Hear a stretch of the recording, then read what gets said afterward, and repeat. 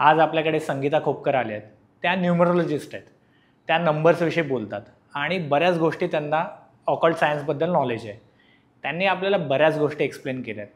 पण हा पूर्ण एपिसोड तुम्ही बघाच. पण तुम्हाला मी एक रिक्वेस्ट करेन, हा पूर्ण एपिसोड तुम्ही बघून स्वतःच्या स्वतः त्याच्यावरती उपाय तुम्ही स्वतः करू नका. त्यांनी पण एपिसोडमध्ये हेच समजवलं आहे की जो डॉक्टर आहे, ज्याला जो त्रास होतोय तो त्याचा डॉक्टर तो सॉल्व करू शकतो. तसंच तुम्हाला पण तुमच्या लाईफमध्ये काही प्रॉब्लेम असेल तर संगीता मॅम तुम्हाला हे सगळं सॉल्व करून देतील. पण माझी रिक्वेस्ट आहे की हा पूर्ण एपिसोड तुम्ही बघा. तुम्हाला एपिसोड नक्की आवडेल. त्यांनी न्यूमरोलॉजीबद्दल बऱ्याच गोष्टी एक्सप्लेन केल्या आहेत. तुमच्या फोन नंबरपासून ते तुमच्या बर्थ डेटपर्यंत सगळ्या गोष्टी त्यांनी ह्याच्यात सांगितल्या आहे. सो नक्की हा एपिसोड पूर्ण बघा आणि वन टेक विथ अनिकेत या चॅनलला सबस्क्राईब करा. संगीता ताई, तू आज इथे आपल्याकडे एपिसोडला आली आहेस, तर तुला फर्स्ट ऑफ ऑल मला विचारायचं, कशी आहेस तू? एकदम फर्स्ट क्लास, मस्त मजेत. आणि थँक्यू तुला की तू मला इन्व्हाइट केलंस. कसं चालू आहे सध्या लाईफमध्ये, काय चालू आहे सध्या? खूप सुंदर लाईफ चालू आहे. म्हणजे नो टेन्शन, नो मारामारी, कूल आहे. लोकांचं जेव्हा मी प्रेडिक्शन्स करते माझ्या फील्डमध्ये, so I am very happy. यार लोगों में भी ऐसा होता है क्या? म्हणजे दिसतं तसं नसतं आणि म्हणून जग फसतं, हे खरी गोष्ट आहे. आणि कुठेतरी ना मला प्रत्येक मिनटाला शिकायला मिळतं यार. So I am very happy. माझ्या फील्डमध्ये मी खूप खुश आहे. मला थोडंसं तुझ्या पर्सनल लाईफबद्दल जाणून घ्यायचं आहे. सो मी तुला जास्त जाणून घेईन त्याच्यातून, की जन्म कुठे झाला तुझा, किंवा तू इथली मुंबईचीच आहेस की कुठचं काय, कसं काय? स्टोरी माझी अशी आहे की मला लोक बघतात तर म्हणत नाही की मी मराठी आहे, पण मी मराठी आहे. माझा जन्म मात्र अहमदाबादमध्ये झाला, गुजरातमध्ये. माझे आई बाबा मुंबईतच, घाटकोपरला मी लहानाची मोठी झाली. विद्याभवन स्कूलमध्ये माझं एज्युकेशन झालं. वडील लवकर गेल्यामुळे मी आणि माझी बहीण म्हणजे फॅमिलीमध्ये आम्ही जॉब आणि एज्युकेशन दोन्ही सेम टाईमला केलं. आणि त्याच्यामध्ये असं झालं की मला माहिती होतं की मला गणित हा विषय माझा चांगला नव्हता स्कूलमध्ये. पण 10th मला जे टीचर्स भेटले, मोहिते सर म्हणून, आणि त्यांनी माझं गणित एवढं पक्कं केलं ना की आज मी ते स्टील करते आणि पुढे पण मी करेल. सो हार्टली त्यांच्यासाठी थँक्स असेल. आणि खरंच म्हणजे गणित एवढा सोपा विषय आणि त्याच्यामुळे मला ना गणितावरती प्रेम झालं, अंकांवरती प्रेम झालं. म्हणजे तू मोठी गणितं देशील तर ती मी नाही सॉल्व करणार, पण तुझ्या बर्थडेटची गणितं मात्र सॉल्व करेन, तुझ्या मोबाईलची गणितं सॉल्व करेल, हे मात्र मी नक्कीच करू शकेन. ओके, त्या अंकांकडे आपण हळूहळू येऊयाच. हो. पण बेसिकली शाळेत गणित एवढंच आवडायचं नाही किंवा चांगलं नव्हतं? नाही, करायची रे, ते बेसिक मला माहीत नव्हतं. आणि ते केल्यानंतर मला गणितात खूप चांगल्यापैकी मार्क्स मिळाले, जे मला कमी मिळत होते आधीच्या इयरला. ते सरांनी हेल्प केली ती 10th जे मी घेतलं ना, येस इतकं इझी आहे, समजलं की सगळे इझी आहे. आणि मग त्याच्यानंतर माझी ग्रोथ झाली. त्याच्यानंतर मी ऑप्टोमेट्रिस्ट बनले. आता तिथे पण अंक आहेत. तुझ्या चष्म्याचे नंबर प्लस मायनस वजा करा, चष्म्याचे ग्लासेस बनवायला कुठला रॉ मटेरियल घ्यायचं, त्याला मायनस प्लस कसं करायचं ते.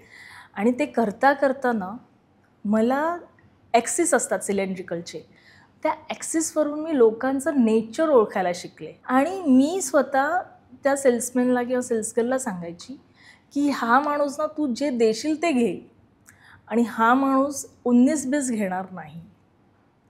ते मला विचारायचे, तुम्ही असं कसं सांगता? म्हणलं माहीत नाही. शिकता कोणीतरी माझ्या कानात घातलं की इनको संभाल के देना करना. तर मी सगळं बघत गेली, चेक करत गेली आणि तिथे मला कळलं की ह्या अँगलची लोकं कशी असतात आणि ह्या अँगलची लोकं कशी असतात. बरेचसे जॉब चेंज केले, हॉस्पिटलमध्ये कामं केली, शॉपमध्ये कामं केली. तिथे रिव्ह्यू असा होता की त्या शॉपची ओनर मीच समजायचे लोक, कारण मनापासून काम केलं कुठेही. म्हणजे जॉब करते असं कधी मी ठेवलं नाही. आणि आजही मी जिथे कामं केली तिथे माझी आजही व्हॅल्यू आहे आणि लोक मला अजूनही नावाजतात. So thanks for that people. शाळेनंतर एज्युकेशन काय झालं, म्हणजे कॉलेज एज्युकेशन काय? कॉलेज तर मी नाही केलं कारण की वडील लवकर गेले. त्याच्यानंतर मी ऑप्टोमेट्रीचा डिप्लोमा केला.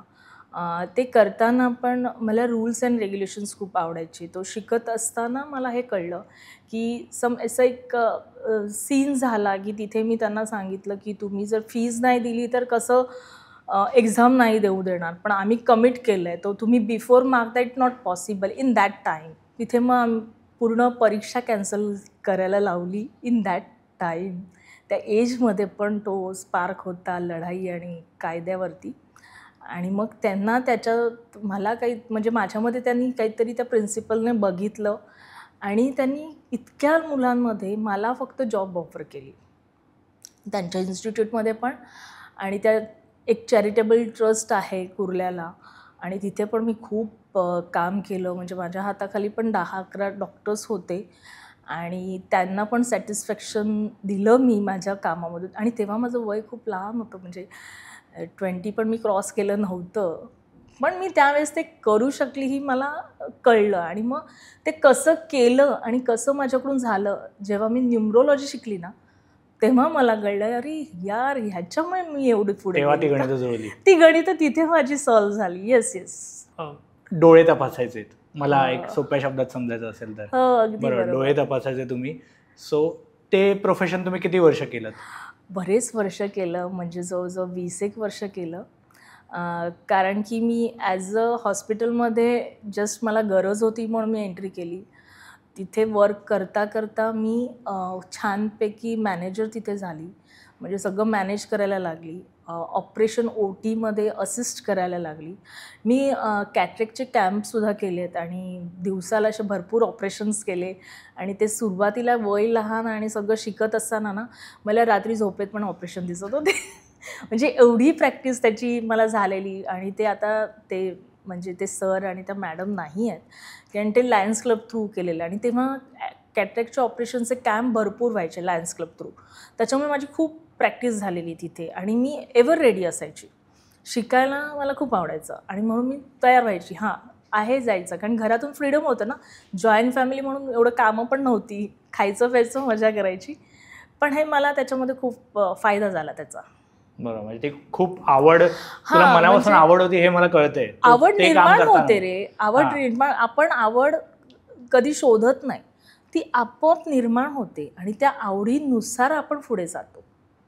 हे म्हणजे मला खूप चांगल्या प्रकारे केलं. मी कधी विचार नाही केला की मी ह्या लाईनमध्ये. हां, लहानपणी माझं स्वप्न एक होतं की मला कॉमन नाही बनायचं आहे, म्हणजे असं वेगळं असलं पाहिजे माझं काहीतरी क्षेत्र. म्हणजे लोक ना 4 लोकांमध्ये जाताना म्हणजे ही काहीतरी वेगळी दिसते. मग ते पोशाखामध्ये किंवा तुमच्या नेचरमध्ये किंवा काय असेल ते नाही, पण काहीतरी वेगळं पाहिजे. आणि आज मला वाटतं की आहे मी वेगळी. बरोबर. सो अकॅडमिक इयरमध्ये जे काही तू शिकलीस त्याचा आत्ता ह्या न्यूमरोलॉजीच्या पूर्ण फील्डमध्ये त्याचा काय किती फायदा होतो की नाही होत? बघ मी म्हणजे मला हे कळत गेलं की का लोक म्हणजे मी जिथे काम केलं तर त्या शॉपमध्ये बॉम्बे हॉस्पिटलच्या बाजूलाच ते शॉप आहे. तर तिथे मी जेव्हा ऑप्टिशियन शॉप होतं तिथे मी काम केलं ॲज अ ऑप्टोमेट्रिस्ट. तर तिथे डॉक्टर माझ्याकडे यायचे, बॉम्बे हॉस्पिटलचे डॉक्टर्स माझ्याकडे यायचे.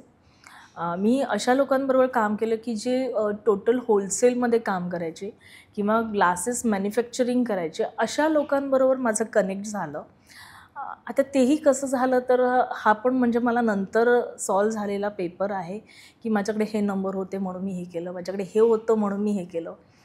माझे तारे तिथे चमकले आणि कुठे फॉल्स म्हणजे कुठे खाली वर पडली, किती वेळा मला बॅक झालं, किती वेळा मी वेगवेगळं केलं, म्हणजे इथे पोचली, परत शिडी उतरली, परत पोचली, परत उतरली, त्याची कारण मला कळली. अँड देन आय कूल की हाँ यार ये तो होना ही चाहिए था. कळलं. सो ठीक आहे, म्हणजे त्याचा बऱ्यापैकी फायदा खूप. पण झाला आणि आता नंबर्समुळे तर तुला कळतंय की काय कसं गणितं होती ती मुळात, हो, कसं हो, काय हो. लाईन पॉईंट कसे जुळत गेलेत ते सगळे. ओके, आत्ता डे टू डे लाईफमध्ये कसं काय, म्हणजे डेली रुटीन कसं असतं तुझं? माझं डेली रुटीन म्हणजे सकाळी उठल्यानंतर थोडं स्वतःचीच पर्सनल काही गोष्टी असतात त्या मी करत असते. कुठले लोकांची काही कामं आहेत का ते मी जरा बघते. कोणाचं पाठी राहिलं आहे, कोणाचं गेलं आहे. बरेचसे मी क्लब जॉईन केले, कारण की मी न्यूमरोलॉजी करावं ना हे माझ्यापेक्षा पब्लिकची डिमांड होती. म्हणजे हे माझ्यासाठी खरंच खूप चांगलं आहे. म्हणजे बघ मी जेव्हा ॲज अ ऑप्टोमेट्रिस्ट काम करत होती तेव्हा सर्जन माझ्याकडे यायचे बॉम्बे हॉस्पिटलचे. म्हणजे आई एम वेरी प्राउड की लोक सांगायचे अच्छा संगीता है क्या, अगर है तो मैं आता हूँ, अच्छा उसको रुका ना आधा घंटा, मैं बस 5 मिनिट में आतो. आणि ते क्लायंट सोडून माझ्यासाठी यायचे. ते माझ्यासाठी नाही प्राऊड होतं. पण मी कधी ना ह्या गोष्टीचा गैरफायदा नाही घेतला. आणि माझ्याकडे असे लोक यायचे की जे म्हणजे विजा करतात किंवा खूप चांगल्या पोस्टला आहेत. कारण मी चर्चगेटला काम करत असल्यामुळे आजूबाजूला सगळे इन्कम टॅक्स आणि इथे ऑफिसर्स असायचे ते यायचे. आणि म्हणजे चॅलेंजिंग मी कधी कोणाला सांगितलं नाही तुम्ही माझ्याकडे या किंवा काय करा असं नाही. ठीक आहे तुम्हाला माझं नेचर कळलं, जे आहे रिअल ते सांगायची. म्हणजे पैसा कमवायचा आहे म्हणून हेच घ्या हेच महाग घ्या कधी नाही. मला एक जिथे मी काम करत होती घाटकोपरमध्येच होतं ते, तर त्यांनी मला एक सांगितलं की संगीता कधी पण, ते गुजराती होते, मी मोस्टली गुजराती जैन लोकांबरोबर काम केले. अच्छा. हां.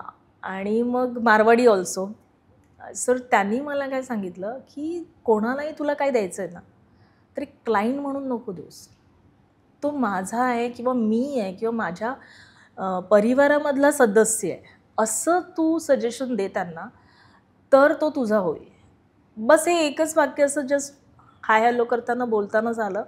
ते इथे नोट झालं आणि तसंच मी माझं लाईफमध्ये केलं की मला वाटतं अनिकेत तू इथे चुकतो आहेस, मी लगेच सांगणार अरे अनिकेत असं नको करू.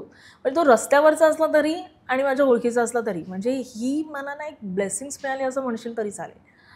ते करता करता मला चिटिंग आवडायची नाही. सो मी मला जिथे कळलं की माझ्याशी चिटिंग होते मी तिथे रामराम केलं, नाही करणार जॉब. स्टील मला ऑफर होत्या की चल पार्टनरशिप मी करते, म्हणजे अशा मला ऑफर होत्या. पण मी त्या नाही केल्या कारण की मला कधी पार्टनरशिपमध्ये काम करायचं नव्हतं. हे माझं आतलं मन मला म्हणायचं, म्हणून मी कधी केलं नाही. मला काहीतरी स्वतःचं करायचं होतं आणि ते मी शिकत असताना कामं करत असताना माझ्या हाताखाली 3 एंटरप्रेनर तयार झाले. म्हणजे मला पण माहीत नव्हतं की मी ज्यांच्याशी कन्सल्ट करते बोलते आणि त्याचा एवढा लोकांना फायदा होतो. ते मला एक नंतर कळलं की कशी मला ती ब्लेसिंग्स मला काम केली. लोकांचा फायदा झाला पाहिजे हा मेन आपला गोल आहे. येस येस येस बरोबर. सो त्याच्यासाठीच काम करायचं, भले ते म्हणजे हा माझा थॉट आहे रे. बरोबर. आणि सगळ्यांचाच असला पाहिजे. नसतो पण असला पाहिजे. हां. येस. सगळ्यांचाच असला पाहिजे की लोकांचा आणि आपला स्वाभाविकपणे सगळ्यांचाच फायदा झाला पाहिजे हेच सगळ्यांचं असलं पाहिजे, पण नसतं लोकांचं. हो. त्याच्याकडे येऊच आपण. येस. न्यूमरोलॉजी बद्दलच आता आपण चालू करूया बोलणं. सो न्यूमरोलॉजी कसं काय, म्हणजे कुठून सुरुवात झाली आणि काय पॉईंट होता की जेव्हा तुला असं वाटलं की ह्याच्यात आपण यावं? कारण आधी तू जॉब करायची, डोळे तपासायचा, मी सोप्या शब्दातच बोलतोय. हो. तर त्याच्यानंतर मग न्यूमरोलॉजीकडे कसं काय म्हणजे टर्न झालीस? न्यूमरोलॉजीमध्ये मी टर्न कशी झाली तर माझी आई खूप आजारी होती आणि मग मी असंच एक ओजस म्हणून एक आहे तर तिथे मी जॉईन केलेलं बिकॉज ऑफ मला अल्सर झालेलं. म्हणजे मी तिथे मरता वाचलेली. तो तिथे मी त्यांचं डायट आणि हे फॉलो केलं. तिथे माझा ग्रुप बनला आणि तिथे एक डॉक्टर लेडी होत्या आणि त्यांच्याकडून मी फाउंड अँड लॉस हे एक शिकली. कारण की माझ्याकडे टाईम होता, आई आजारी होती, जॉब सोडून घरी बसलेली, थोडंसं डिप्रेशन होतं कारण की माझा बॉस मला चिटिंग करतो आणि मी त्याला ते जेवढे त्याने इन्क्रीमेंट केलेले पैसे रिटर्न केले. म्हटलं नाही करायचं आहे, जिथे तुझे एथिक्स नाही ते तू फॉलो नाही करत त्या माणसाबरोबर मला कोणतीच काम करायचं नाही. मी दिल्यानंतर त्याच्यानंतर मी हा जॉब सोडला, तो कंप्लीट सोडला. त्याच्यानंतर मी कुठेच जॉब शोधला नाही. बॅक टू बॅक आई आजारी असल्यामुळे माझ्या मम्मीच्याच ह्याच्यामध्ये माझे एक अंकल आहेत, तर त्यांच्या फॅक्टरीमध्ये थोडा वेळ मी काम केलं. त्या फॅक्टरीमध्ये थोडा अनुभव घेतला, पण तिथेही समहाव माझं जमलं नाही आणि मग मी ते पण सोडलं. आणि मग आईची तब्येत खूप खराब झाल्यामुळे मला सांगितलं गेलं की तुला इथून, म्हणजे आई 3 ते 4 महिने असेल. सो मी म्हटलं की 3 ते 4 महिने. मग तिची इच्छा होती की पालनपूरला जायचं. सो मुंबई सोडून मी पालनपूरला शिफ्ट झाले. पालनपूर कुठे आलं? गुजरातमध्ये, राजस्थानच्या थोडंसं अलीकडे आलं. तर तिथे मी बराच वेळ होती, 3-4 महिने. पण मी घरी कोणालाच सांगितलं नव्हतं. आणि तिची ट्रीटमेंट चालू असताना मी नॅचरोपॅथी शिकले. म्हणजे थोडंफार असं त्यांच्याशी टच होऊन मग त्यांनी सांगितलं की मी वैदिक न्यूमरोलॉजी शिकवणार. म्हटलं ठीक आहे शिकून घेऊया. अंक असतील ना, न्यूमरोलॉजी म्हणजे नंबर्स, मी वेडी ना नंबरची. म्हणजे शिकूया. नंतर ते राहू चंद्र तारे सगळे आले म्हणून मॅडम मला नाही शिकायचं, घ्या तुम्ही बस मला नाही शिकायचं.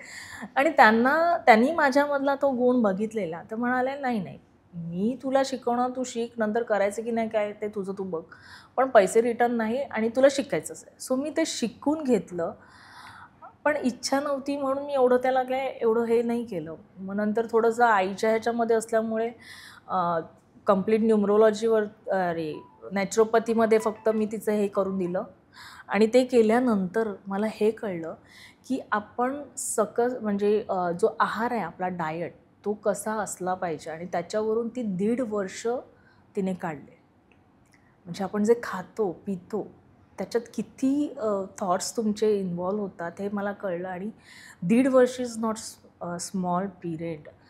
आणि त्याच्यामध्येच लॉकडाऊन होतं, करोनाचा काळ होता, आणि ते बघता बघता मला असं कळलं की आपण जर काही इच्छा केली तर होऊ शकतं. आणि त्याच्यात माझी आई गेली, म्हणजे तिला करोना होता म्हणून नाही गेली, नॉर्मल डेथ होती.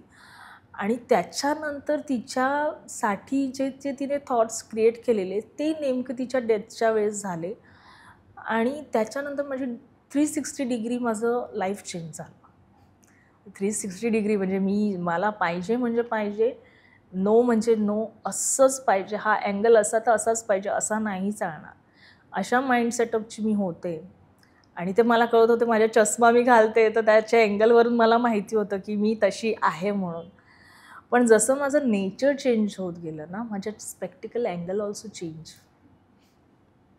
म्हणजे हा खूप मोठा सर्च केल्यानंतर मला कळलं की अरे बापरे, हे असं पण होतं, नंबर्स किती काम करतात लाईफमध्ये.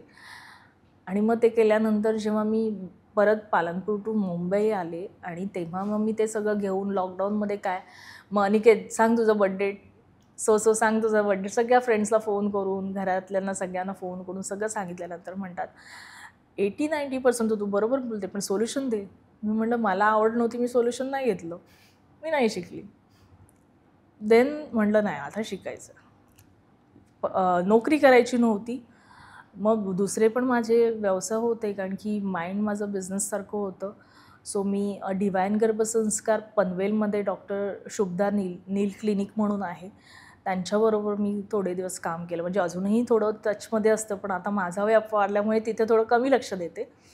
तर तिथे एक त्यांचा गोल होता की नॉर्मल डिलेवरी, आणखीन कसं डाएट ठेवायचं त्याच्यावरती आपलं बोलणं व्हायचं आमचं.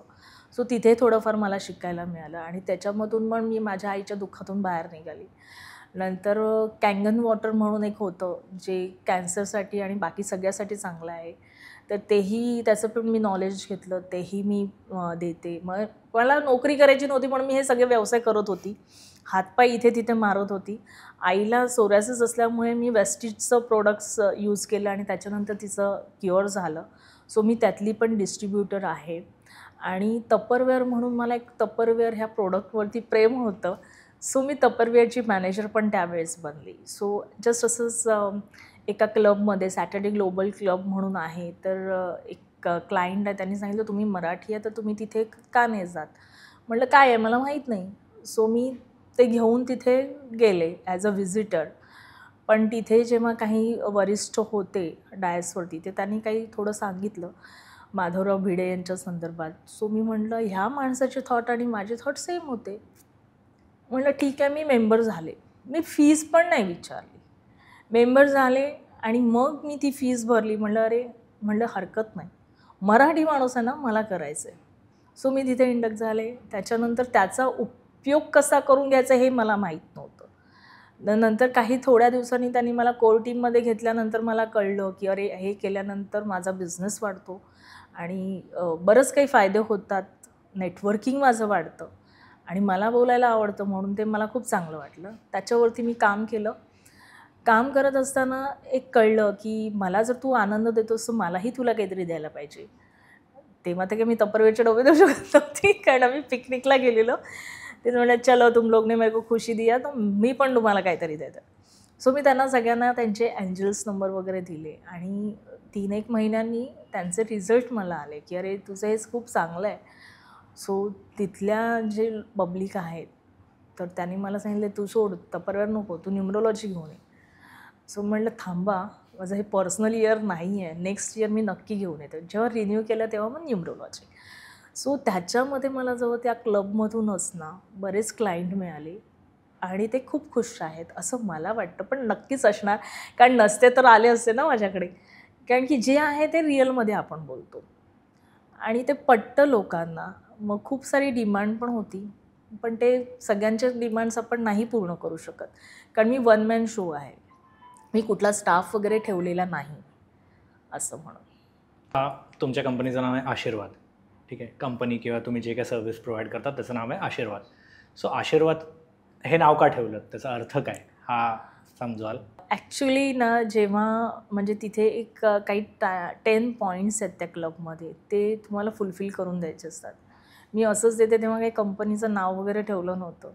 मग कंपनीचं नाव, तुमची टॅगलाईन, तुमची USP हे सगळं त्यांनी मला तिथे भरून द्यायला सांगितलं.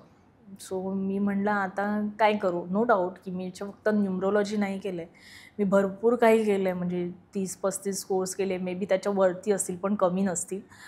आणि ते करत असताना मला असं वाटलं की मी लोकांना काय देणार, अंकांवरती काय देणार. आशीर्वाद हे जस्ट एक म्हणतात ना बसल्या बसल्याचं अरे आता कंपनीचं काय नाव देऊ, हा फॉर्म कसा भरू, हे थॉट आल्यानंतर वाटलं चल आशीर्वाद नाव ठेवूया. सडनली असं विज्युअलमध्ये आलं की हे ठेवूया नाव. मग त्याच्यावरती आशीर्वादवरती थोडेसे थॉट्स क्रिएट झाले. म्हटलं आशीर्वाद ठेवण्यापाठचं उद्देश काय माझं. मग लक्षात आलं की दिया तले अंधेरा म्हणजे आपण म्हणतो, पण ते कसं, तर तुम्ही जेव्हा जन्म घेऊन येता, जन्म झाल्यानंतर तुम्हाला नाव नसतं. सो अँड सो बेडच्या लेडीचा सो अँड सो मुलगा किंवा सो अँड सो मुलगी, तो नंबर असतो. कळलं, तो नंबर असतो, तिथे नाव नाही आहे. जन्म घेऊन येता तुम्ही, तुमची बर्थ डेट घेऊन येता, तुमचा टाईम घेऊन येता, दॅट्स इट. आणि सुरुवातीला तुमचं नाव नसतं म्हणून त्या बाईचा हा मुलगा असं नाही म्हणत, बेड नंबर 4चा मुलगा असं असतं एक. त्याच्याने नंतर मग थोड्या प्रोसिजर मग ते ओके होतं. मग आपण काय करतो, आपले जे पण गुरुजी पंडित जे ज्यांना मानतो त्यांना आपण त्यांची बर्थ डेट आणि टाईम देतो. त्याच्यावरून ते राशी तुमचं नाव कसं ठेवणार ते सांगतात. मग ते आपण ठेवतो. मग त्या नावाने तुम्ही ओळखले जातात. देन आय स्टार्ट प्रोनॉलॉजी की नाव काय करतं, मग त्या नावाचे काय काय इफेक्ट्स आहेत, की मग ह्या बर्थ डेटला हे नावाचं पहिलं अक्षर कम्पॅटेबल आहे की नाही. कम्पॅटेबल म्हणजे ते तुमच्या जोडीदाराला म्हणजे जोड आहे की नाही, मित्र आहेत की नाही ते आपण बघतो. मग तुम्हाला मला कळतं की हे तुमचं नाव त्या नंबरशी कनेक्ट नाही आहे, म्हणून तुम्ही ज्या पोस्टला त्या ज्या स्टेपला जाणार असो तिथून खाली काय येतात. खूप वेळा म्हणतात ना की बघ सेम टाईमला लोक जन्म घेतात, पण प्रत्येकाचं करिअर वेगवेगळं असतं ना. मग ह्याच्या पाठची कारणं काय. खूप काही मोठा तो वास्ट विषय आहे. पण त्याच्यावरती मी सर्च केलं तर मला कळलं की मी त्यांना त्यांच्या बर्थ डेटचे आशीर्वाद देऊ शकते. म्हणून आशीर्वाद हे मी नाव डन केलं, लिहून टाकलं. परत विषयाला टॅगलाईन. म्हणलं आता टॅगलाईन काय ठेवायची. मग असंच लक्षात आलं की प्रत्येक नंबर बोलतात. 1 नंबर म्हणतो मी असा आहे, 2 म्हणतो मी असा, 3 असा. म्हणलं हां यार अंक बी बोलते आहे. सो माझा कझिन होता पारस, त्याला म्हणलं अरे कसं वाटतं रे अंक बी बोलते हे ऐकायला. म्हणतो काय म्हणालीस परत बोल. म्हणलं अंक बी बोलते हे साऊंड तुला कसं वाटतं. म्हणतो छान आहे दीदी, कूल आहे. सो म्हणलं डन. मग आता माझी टॅगलाईन अंक बी बोलते हे झालं. परत तिसरा क्वेश्चन आला, USP काय करायची. USPमध्ये मला लक्षात आलं मी आता ह्यांना काय सांगणार, म्हणजे काय देऊ म्हणजे. मग तिथे लक्षात आलं की आपण आपल्या लाईफमध्ये जीवनामध्ये थोडाफार तरी चेंज केला ना तरी तुम्हाला खूप काही मिळतं सक्सेस. तिथे 1 रुपयाही खर्च करायची गरज नाही आहे, पण आपण ते सोडून दिलं आणि म्हणून आपण पाठी पडतो. म्हणून माझं USP ठेवलं, तुमच्या दैनंदिन जीवनामध्ये थोडाफार बदल करून तुम्ही तुमचं यश प्राप्त करू शकता. सो अशा प्रकारे त्या आशीर्वादची स्टोरी झाली, कसे अंक बोलतात, कसे सिग्नेचर बोलतात. आणि जेव्हा पण माझे क्लायंट्स येतात त्यांना मी उदाहरणं देते तेव्हा ते पटतात त्यांना, की म्हणतात यार तुझ्याशी बोलताना असं वाटतं उठूच नाही. छोट्या छोट्या गोष्टी आहे त्याच्यावर. प्रोनॉलॉजी आणि न्यूमरोलॉजी ह्या बेसिक 2 गोष्टी मी बघितल्या. पण त्याचा अर्थ तुमच्याकडून मला समजून घ्यायचा की प्रोनॉलॉजी आणि न्यूमरोलॉजी ह्याच्यात काय अर्थ आहे याचा. न्यूमरोलॉजी हे अंकांवरती काम करतं, प्रोनोलॉजी हे प्रोनाऊन्सेशनवरती काम करतं. तसं एखादं उदाहरण तुला द्यायचं सांगितलं तर एखाद्याचं नाव प्रकाश असतं, प्रसाद असतं, तर आपण त्यांना काय म्हणतो, पप्पू, पक्या. मग तो 2 नावाचं हे घेऊन चाललं असतो. मग तो पप्पू त्याला काय इफेक्ट करतो त्याच्या लाईफमध्ये आणि पक्या काय करतो, किंवा त्याच्यातले अक्षर असतात, त्या अक्षरांचे पण अंक असतात, म्हणजे त्यांची जोड आहे. म्हणजे आता तुझं नाव अनिकेत, तो ए येतं, तो एला 1 नंबर आहे, एनला नंबर वेगळा, आईला नंबर वेगळा, केला नंबर वेगळा. मग त्याची जी जोड असते, त्याचे जे कॅल्क्युलेशन असतं ते तुझ्या बर्थडेटशी कॅल्क्युलेट होतं की नाही ते बघतो आपण. आणि मग लोक काय करतात माहिती आहे का, यूट्यूब, रील किंवा व्हॉटेवर जे मीडिया आहे त्याच्यामध्ये छोटे छोटे गोष्टी बघून आपल्या नावामध्ये बदल करतात. आणि त्याच्यामध्ये काय होतं, तुम्ही त्या नावाची टोटल घेऊन जाता, पण तुम्ही त्याच्याबरोबर हर्डल पण घेऊन येता. कारण की सपोज मी ॲक्च्युली प्रोनोलॉजीमध्ये मेडिकल प्रोनोलॉजी केली. मला मेडिकलमध्ये थोडासा इंटरेस्ट असल्यामुळे मेडिकल केलं आहे. म्हणजे तुम्ही जर कुठली अक्षरे एक्स्ट्रा घेतलीस तर तुझ्या लाईफमध्ये इथे तुझा ग्रोथ होते, पण इथे काय होतं आहे, तुझा प्लॅटफॉर्म समोरचा जो आहे तिथे लोकांना दिसते अरे ह्याचा बिझनेस खूप चांगला चालला आहे, पण इथे तू घरात त्याचे काय प्रॉब्लेम्स आहेत, त्याला शारीरिक त्रास काय आहे, त्याचे पेमेंट येतं की नाही, किंवा फॅमिली डिस्टर्ब आहे की नाही, किंवा घरी आई वडील आहेत त्यांना काय त्रास होतो, ह्या गोष्टी पण तिथे कनेक्ट होतात. मग ते आजार घेऊन तो पुढे जाणार का, मग दोंडो नाही, धंदा तो मेरा बहुत अच्छा चलता है, फिर क्या है, तब्येत के वजह से. अरे पण तब्येत तू तिथे नावात का ते गडबड केलीस, जो व्यवस्थित तज्ज्ञ आहे त्यांच्याशी कन्सल्ट करा ना तुम्ही. रील बघून तुम्ही ABCD नका वाढव. ज्याचे रील बघता तुम्ही त्यांना कॉन्टॅक्ट करा आणि त्यांच्याकडून प्रॉपर गायडन्सने तुम्ही तुमचे चेंज करा.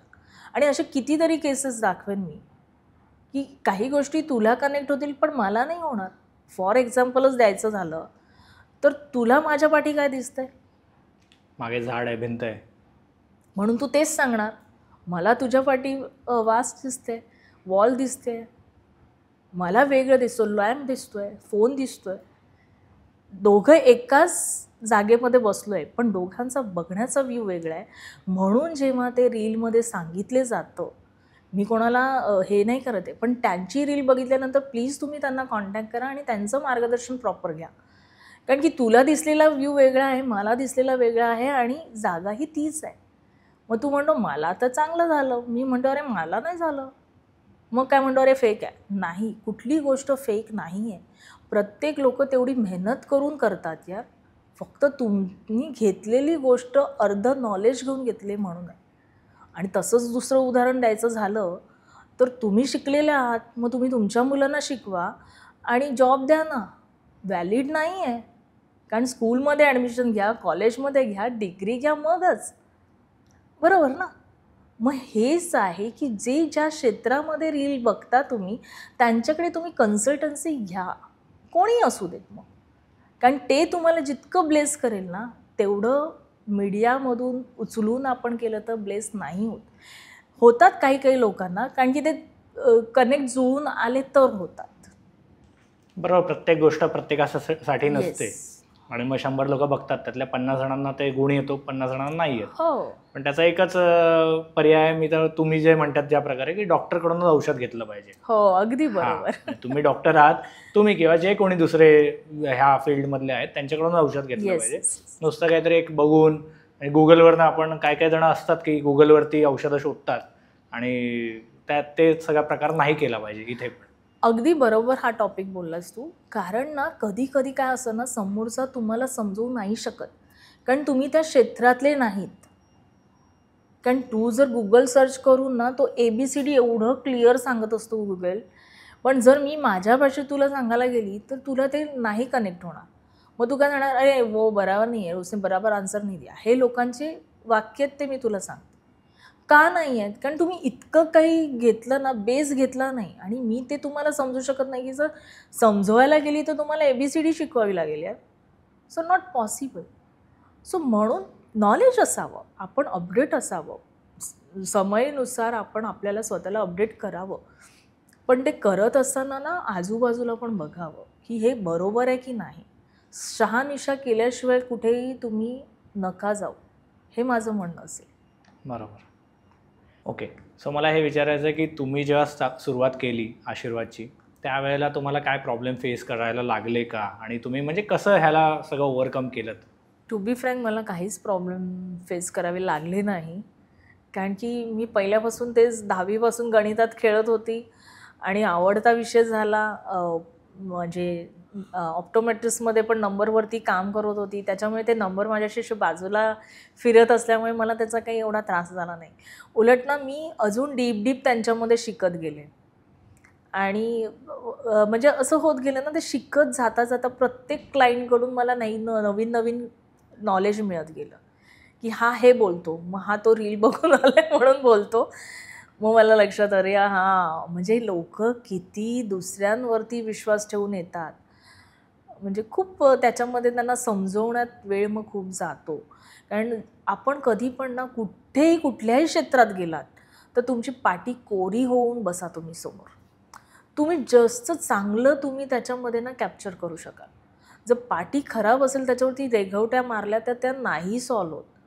मग ते कधी तुम्हाला त्याचं गुण पण नाही येणार. त्याच्यामुळे पाटी कोरी करून कन्सल्टिंग घेताय ना तुम्ही, मग कुठलीही असू दे.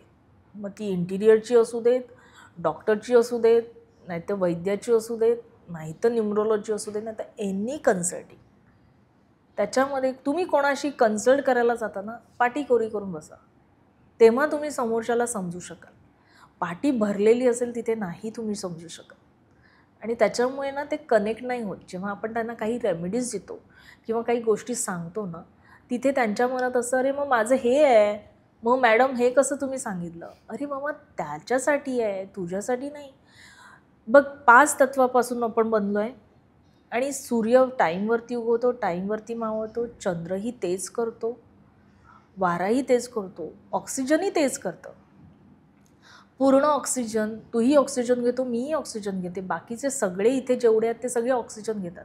पण तरीसुद्धा आपल्या आजूबाजूच्या हॉस्पिटलमध्ये ऑक्सिजन द्यावा लागतोय. मग तो तुला पाहिजे तर तो देणार, नाही तर नाही देणार ना. सगळे ऑक्सिजन मास्क लावून नाही बसत. मग हे तुम्हाला कळलं पाहिजे की बाबा हे मला किती मंत्रजाप केले पाहिजे किंवा ही रेमेडीज मला कधीपर्यंत केली पाहिजे. एक आता मी डिवाइन गर्भसंस्कार आणि हे केल्यामुळे मला एक तिकडे नॉलेज खूप चांगलं मिळालं. आणि माझा एक एक्सपिरियन्स पण सांगतो की कुठल्याही गोष्टीला ना 1000 दिवस द्या. आईला जेव्हा गर्भात बाळ येतं ती तेव्हापासून बाळाबरोबर ना 1000 दिवस असते. 1000 दिवसानंतर ते बाळ आपलं स्कूल कॉलेज आणि व्हॉटेवर ते करत जातं. कळलं. पण तो 1000 दिवस खूप मोलाचा असतो. त्याच्यातलं एक मिनिट मोलाचा असतो. आणि ह्याच्यामध्ये डिवाइन गर्भसंस्कारामध्ये पण ना गर्भामध्ये मुलांना जेवढं तुम्ही नॉलेज द्याल ना, बाहेर आल्यानंतर तेवढी मेहनत करावी लागत नाही. पण आता सगळं गणितं उलटी आहेत. त्याच्यामुळे तो खूप मोठा वास्ट विषय, कन्सल्टिंग पण खूप लाँग चालतं. पण आपण ते करतो. 5 तत्व जे तुम्ही म्हणालात, ती 5 तत्व नक्की काय आहेत? 5 तत्व म्हणशील तर पृथ्वी आहे, जल आहे, अग्नी आहे, वायू आहे आणि आकाश आहे. ह्याचा आपल्या जीवनाशी काय त्याचा आपल्या जीवनाला काय म्हणजे ह्याचा फरक पडतो किंवा ह्याचा काय फायदा आहे आपल्या जीवनाचा? तुझ्या शरीरात किती टक्के पाणी आहे? 70% 70. आहे पाणी. म्हणजे पाण्यामध्ये किती एनर्जी आहे सांग. आता सपोज म्हणजे मी माझ्या रेमेडीसारखं पण मी तुला सांगू शकते. पूर्वीच्या काळी ना कोणी आलं तरी पाणी द्यायचे. आता आपण पाणी विचारतही नाही. पाण्यामध्ये म्हणजे आपण असं पण देतो की पाण्याला तुम्ही चार्ज करा आणि ते पाणी प्या. पाण्यामध्ये तेवढी शक्ती आहे आणि त्याच्यावरून खूप काही रिझल्ट्स पण सर्च केले गेलेत आणि त्याच्यावरून आपल्याला कळतं की पाण्यामध्ये किती ताकद आहे. जर तुला काही करायचं असेल तर ते पाणी घे, त्या पाण्याला तो कमांड दे आणि त्या ते पाणी तू पी. आपोआप तुझ्याकडून ते होत जाणार. म्हणजे आपण जे थॉट्स टाकतो ते ब्रह्मांडमध्ये फिरतात आणि ते तसे तसे होत राहतात. आपण ब्रीदिंग घेतो, त्या ब्रीदिंगवरून ना, म्हणजे ते पण मी शिकले आहे, स्वर विज्ञान म्हणून आहे. तुझे nozzle street right and left, राईटमध्ये तुला काय कामं करायची, लेफ्टमध्ये काय करायची. आपले ऋषीमुनी ते करत होते, आपण ते करत नाही. म्हणून हे सगळे ना प्रॉब्लेम्स आपल्याला आले आहेत. आणि आपल्याला सगळं नॉलेज असलं म्हणजे आपण सगळं कॅप्चर केलं असं पण नाही.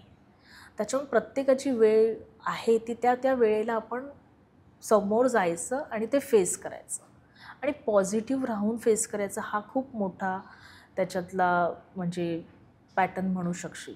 डिवाइन गर्भसंस्कार म्हणजे काय आणि ते काय कसं काय देतात तुम्ही? डिवाइन गर्भसंस्कारमध्ये काय होतं, जेव्हा कळतं की मला कन्सिव्ह झालेलं आहे, मग त्यांना खाणं पिणं हे कसं करायचं, काय नाही करायचं ह्याच्याबद्दल आपण सांगतो. आणि कसं आहे ना, मीडियामध्ये वगैरे बघून ना, आणि आत्ताचं जनरेशन, अरे बापरे खूप त्रास होतो, अरे बापरे वॉमिटिंग खूप होतात, अरे नोशिया झाला. एकाला नोशिया झाला की तो नोशिया सगळ्यांना होत राहतो, कारण इथून तो इथे गेला आहे आणि इथून तो ब्रह्मांडात गेला आहे म्हणून तर आपल्याला होतो. तो पॉझिटिव्ह टाका तुम्ही. त्यावेळेस तुमचे मंत्र जाप किंवा जे आपल्या सनातन धर्मामध्ये जे पण म्हणजे मंत्र आहेत किंवा श्लोक आहेत त्याचा खूप उपयोग होतो आपला गर्भसंस्कार करण्यामध्ये. किंवा कुठल्याही धर्माचे लोक आहेत, जसे ख्रिश्चन आहेत, मुस्लिम आहेत, तर त्यांच्या ज्या ज्या धर्मामध्ये जे मंत्र असतात किंवा जे पण उच्चार होतात त्याचं तुम्ही चॅन्टिंग करा. ते तुमच्या गर्भामधली बाळाला खूप फरक पडतो त्याचा. कारण शेवटी बाळ आई जे खाते त्याच्यातूनच त्या बाळाला मिळतं आणि तिथूनच ते बाहेर येतं. त्याच्यामुळे नाळ ही खूप इम्पॉर्टंट असते. मग ते जी ती ग्रास करेल, जी ती घेईल तेच त्याला मिळतं. जर मी ठरवलं की ते सांगणार आहे हमारे खानदान में ना सगळ्यांची सर्जरी झाली आहे, सगळ्यांचं सी सेक्शन, मग ते पण तुलाच होणार. मग ते ती माइंडमध्ये घेऊन जाते की मला पण सीज होणार, मला पण ॲबॉर्शन होणार, मला पण हे कॉम्प्लिकेशन्स येणार. पण नाही, जेव्हा तुम्ही तुमच्या माइंडला तो कमांड देणार ना, मला नॉर्मल डिलिव्हरी करायची आणि नॉर्मल माझं बाळ खूप धष्टपुष्ट चांगलं राहील, डिवाईन एनर्जी जी असते ती कोणी मेजर नाही करू शकत, ते डिवाईन आहे. मग तसं ते आहे. आणि त्याच्यामधून असं पण एक म्हणजे जर तू त्या म्हणजे ह्याच्यात गेला तर तुला खूप सारे मिळतील की उदाहरणं की बापरे एवढे सगळ्या केसेसचे चांगले चांगले टेस्टिमोनियल आहेत.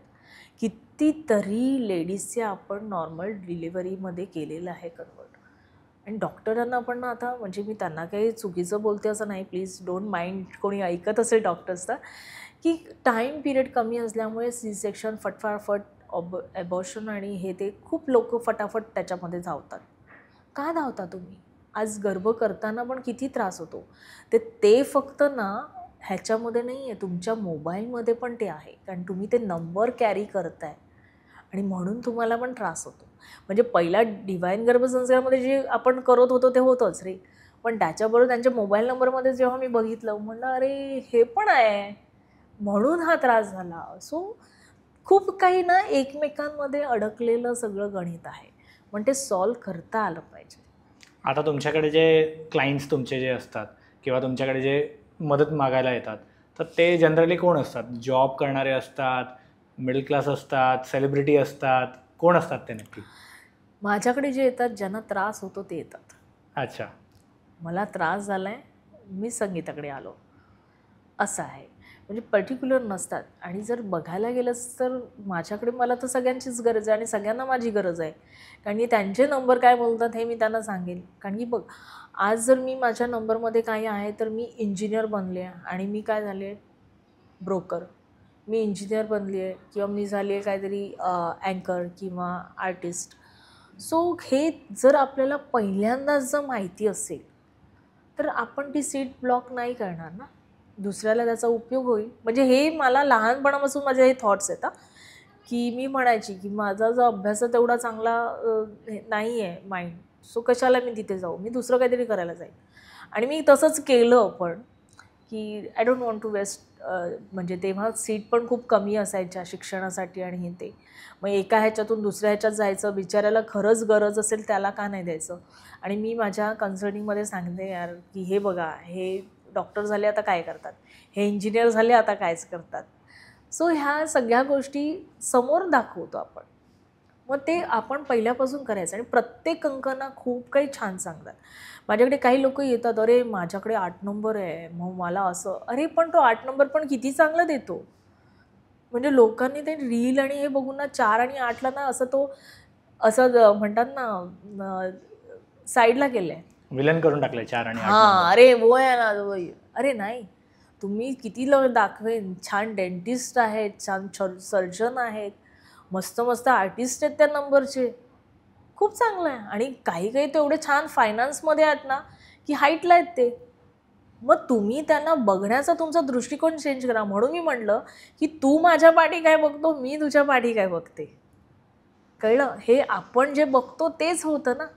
मग मी सांगणार नाही नाही हेच होतं रे, तू म्हणणार नाही नाही तेच होतं हो. ह्याच्यामध्ये आपला द्वंद्व होतो. कारण मी बघितलेलं खरं की तू बघितलं, पण आपण दोघंही खरं आहोत. फक्त समोरच्याने तो उचललेला मॅटर वेगळा आहे. सो कधी ना कुठले नंबर चुकीचं बोलत नाहीत. आपण त्यांना खूप पॅम्पर करायचं.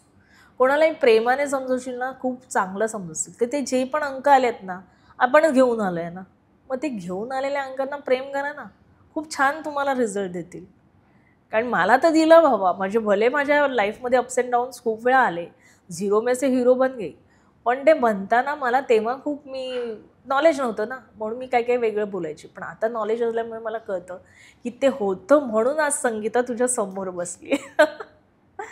मला तुम्हाला विचारायचं आहे की तुमच्याकडे जे कोणी आलेत त्यांना असं काही ह्या नंबर्समुळे काही ड्रास्टिक चेंज झाला आहे त्यांच्या लाईफमध्ये? हो, खूप सारे लोक आहेत. म्हणजे काही लोकांचे बिझनेस होत नव्हते, ते 1000 आणि लाखो आणि आता CR वरती पोचले आहेत. हे माझ्यासाठी प्राऊड आहे खरंच. म्हणजे मलाही वाटलं नव्हतं की मी काही छोट्या मोठ्या टिप्स देते आणि त्यांनी त्यांचं चेंजेस होतं. म्हणजे हे माझ्यासाठी खरंच खूप ब्लेस आहे.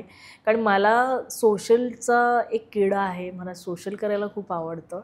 आणि मी म्हटलं ना की ही डिमांड होती पब्लिकची, ती तशी निर्माण झाली की माझ्या क्लबमध्ये एक होते मेंबर्स, तर त्यांना बड्डेला मी काय देऊ, म्हणून मी म्हटलं चल मी आज तुला ना काहीतरी देते. तर त्याचं सिग्नेचर आणि त्यांना 1-2 टिप असे जस्ट दिल्या.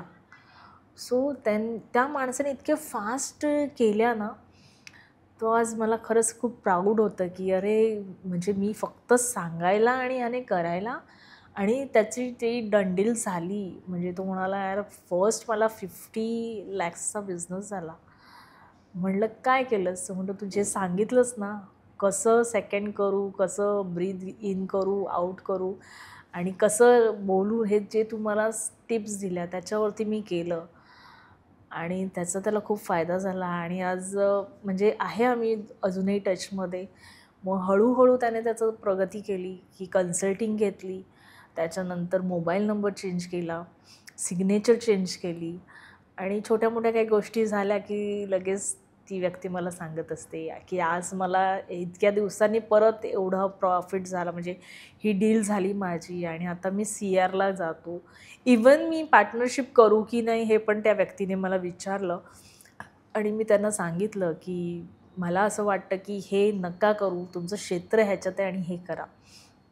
सगळ्यांनाच आपण सगळं असतं असं नाही, कधी कधी कोणाच्या ग्रीडमध्ये ते असतं, आपण सांगतो त्यांना. आणि मी शक्यतोवर ना हा प्रयत्न करते की खर्च होणार नाही. आज आपण 4 पैसे वाचवायला आलो, तिथे मी लोकांचे 4 पैसे खर्च करून देईन, सो इट्स नॉट गुड. असं म्हणजे माझं आतून म्हणणं आहे. हां, तुम्हाला करायचं असेल तर आपण करू शकतो, पण गरज आहे का पहिला बघा ना. ते करतो आणि मग तुम्ही मला म्हणणार की अरे मला ह्याचा काही फायदा झाला नाही, पण तेवढा पिरियड तुम्ही केलं का? जसं मी ऑक्सिजनचं उदाहरण दिलं की त्यांना गरज आहे म्हणून लावलं, आपल्याला गरज नाही आहे, पण त्याचे पण एक मीटर असतं ते की किती द्यायचं किती नाही. किंवा जेव्हा ड्रिप्स लावतात तेव्हा ती फास्ट असते की नाही, छोटी असते की काय, किती बॉटल्स अडवायच्या. तसंच आपल्या लाईफमध्ये पण आपली ती ड्रीप आहे रे. जसे मंत्र असतात किंवा काही गोष्टी असतात, चॅन्टिंग असतात, त्याची एक ड्रीप आहे. तेवढी ड्रीप आहे का, तेवढी करायची का, हे खूप असतं. म्हणजे मी स्विचवर्डवरती पण कामं करते. म्हणजे मला एक माझ्या आईवडिलांनी मला शिक्षण दिलेलं की आपल्या दारात ना कोणी आलं ना सांगितलं की खाली हात जायला नाही पाहिजे, त्याला काही ना काहीतरी देऊन जायचं. माझी ऐपत असेल नसेल तो गोष्ट वेगळी आहे, कळलं. पण मग मला हे एक छान क्वेश्चन तू विचारला की काय, तर तिथे मला हे कळलं की मी हिंदूंसाठीच देऊ शकते, पण मग मुस्लिम आले, कॅथलिक आले किंवा दुसऱ्या ह्याच्यातले लोक आले, मी त्यांना काय देऊ? ते तर मंदिरात जाणार नाहीत किंवा ते हे चॅन्टिंग करणार नाही, मग मला त्यांना काहीतरी द्यायला पाहिजे.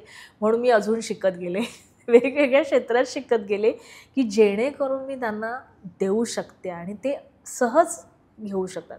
मी कधी तुला सांगणार नाही की हे आहे तर ते तुम्ही करायचं नाही, हेच करायचं नाही. तुमची इच्छा असेल ते तुम्ही करा, त्याच्यातून 100% तुम्हाला तेवढी प्राप्ती होईल, पण तेवढा पिरियड तरी तुम्ही करा.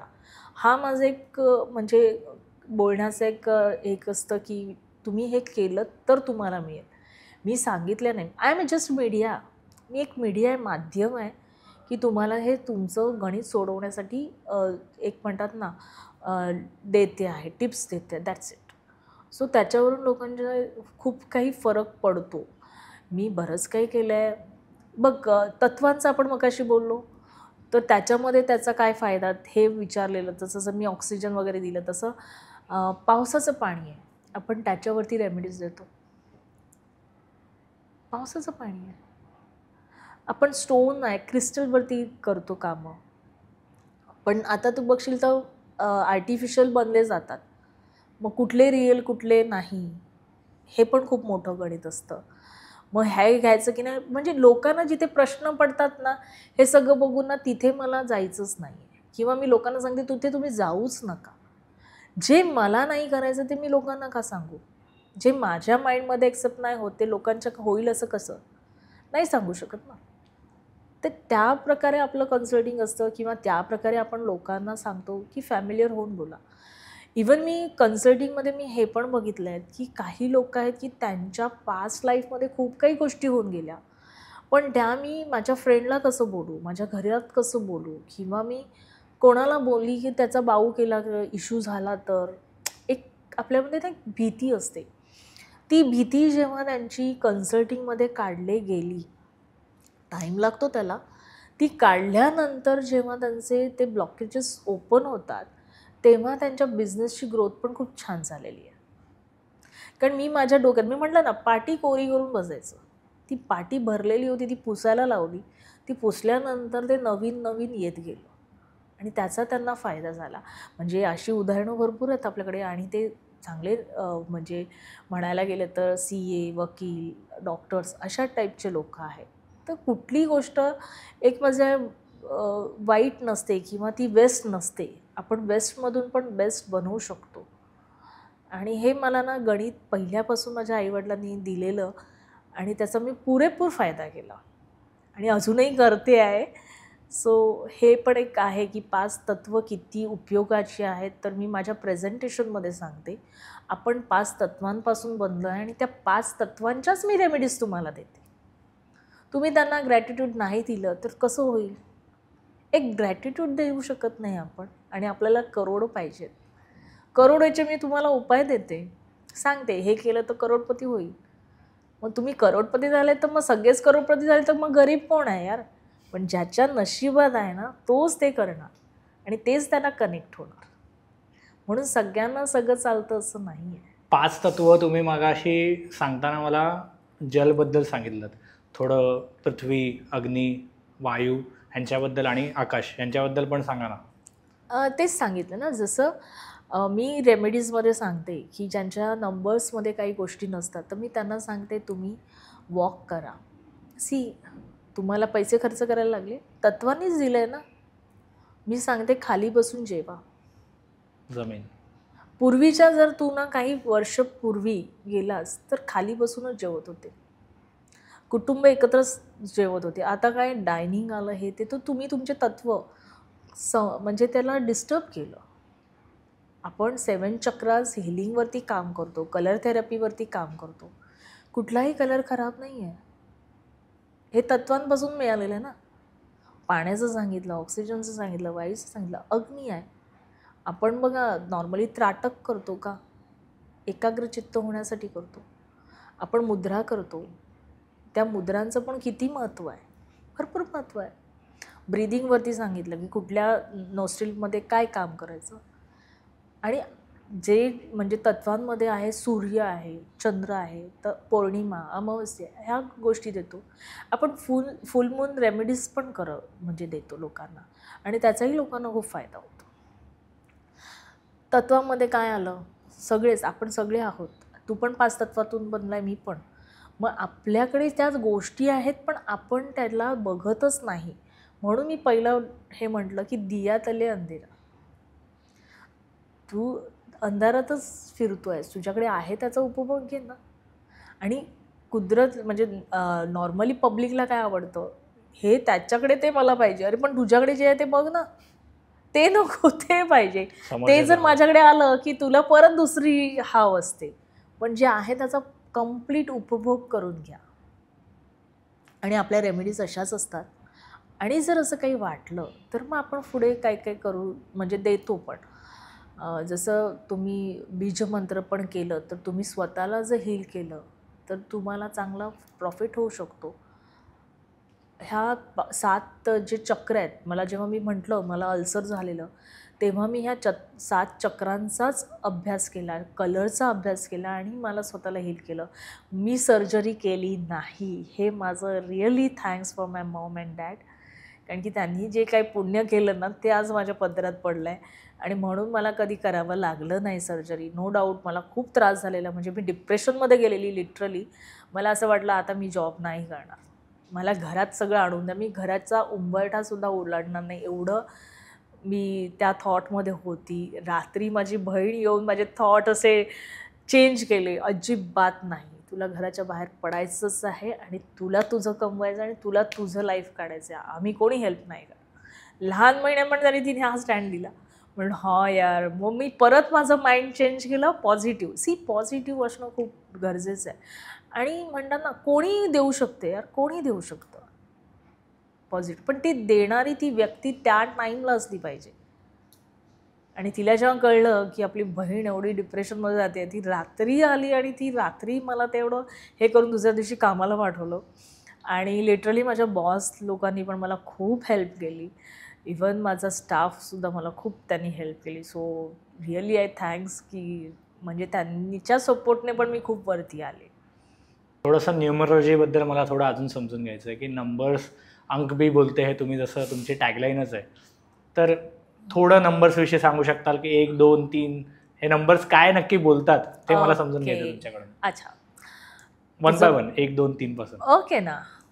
तुझ्या बँकेत अकाउंट आहे, हो, त्याच्यात 0ची व्हॅल्यू आहे. ऑफकोर्स. 0 नसला तर नाही चालणार काय? कमी होतील ना. हां, सो कळली व्हॅल्यू. ते तर म्हणून ते गणित 0 पण बोलतात की 0 किती इम्पॉर्टंट आहे. बरोबर. 0 से तुम हीरो बन सकते हो. 1 नंबर काय म्हणतो, मी राजा आहे, मी किंग आहे, मी बाप आहे. सो मी कोणाचं दुःख बघू शकणार नाही, मी कोणाला नाही बोलू शकणार नाही आणि मला नाही बोलायला आवडणार नाही. एक स्टोरी रूपात सांगते म्हणजे खूप इझी कळेल तुला. 2 नंबर काय म्हणतो, मी राणी आहे, मी राणी आहे, मी माता आहे. सो 2 नंबर प्रेम देतो आणि पैसा देतो. 3 नंबर म्हणतो, मी गुरु आहे, मी बुद्धी देते. सो ते जिथे 3 नंबर आहेत ते सात्विकतेमध्ये असतात. त्यांना त्यांचे थॉट्स वेगळे असतात आणि त्यांची जी भाषा असते, शैली ती वेगळी असते बोलण्याची. ऐकून घेतील, एकदाच बोलतील, समोरचा गप्प. 4 नंबर आहे, तो खूप दिमाग असं क्रिमिनल पण आहे आणि सायंटिस्ट पण आहे, असा तो 4 नंबर आहे. खूप विचार करतो, खूप विचार करतो. 4 नंबरची व्यक्ती जेव्हा समोर बसली असेल तर हां, तुझ्याशी छान गप्पा मारतो, मग पाठी हां, हे झाल्यानंतर मी हे पण करू शकतो, ते पण करू शकतो, असं त्याच्या माइंडमध्ये ना सगळं चाललेलं असतं. सो तो खूप फास्ट विचार करतो आणि तो काही ना काही सर्च करत असतो.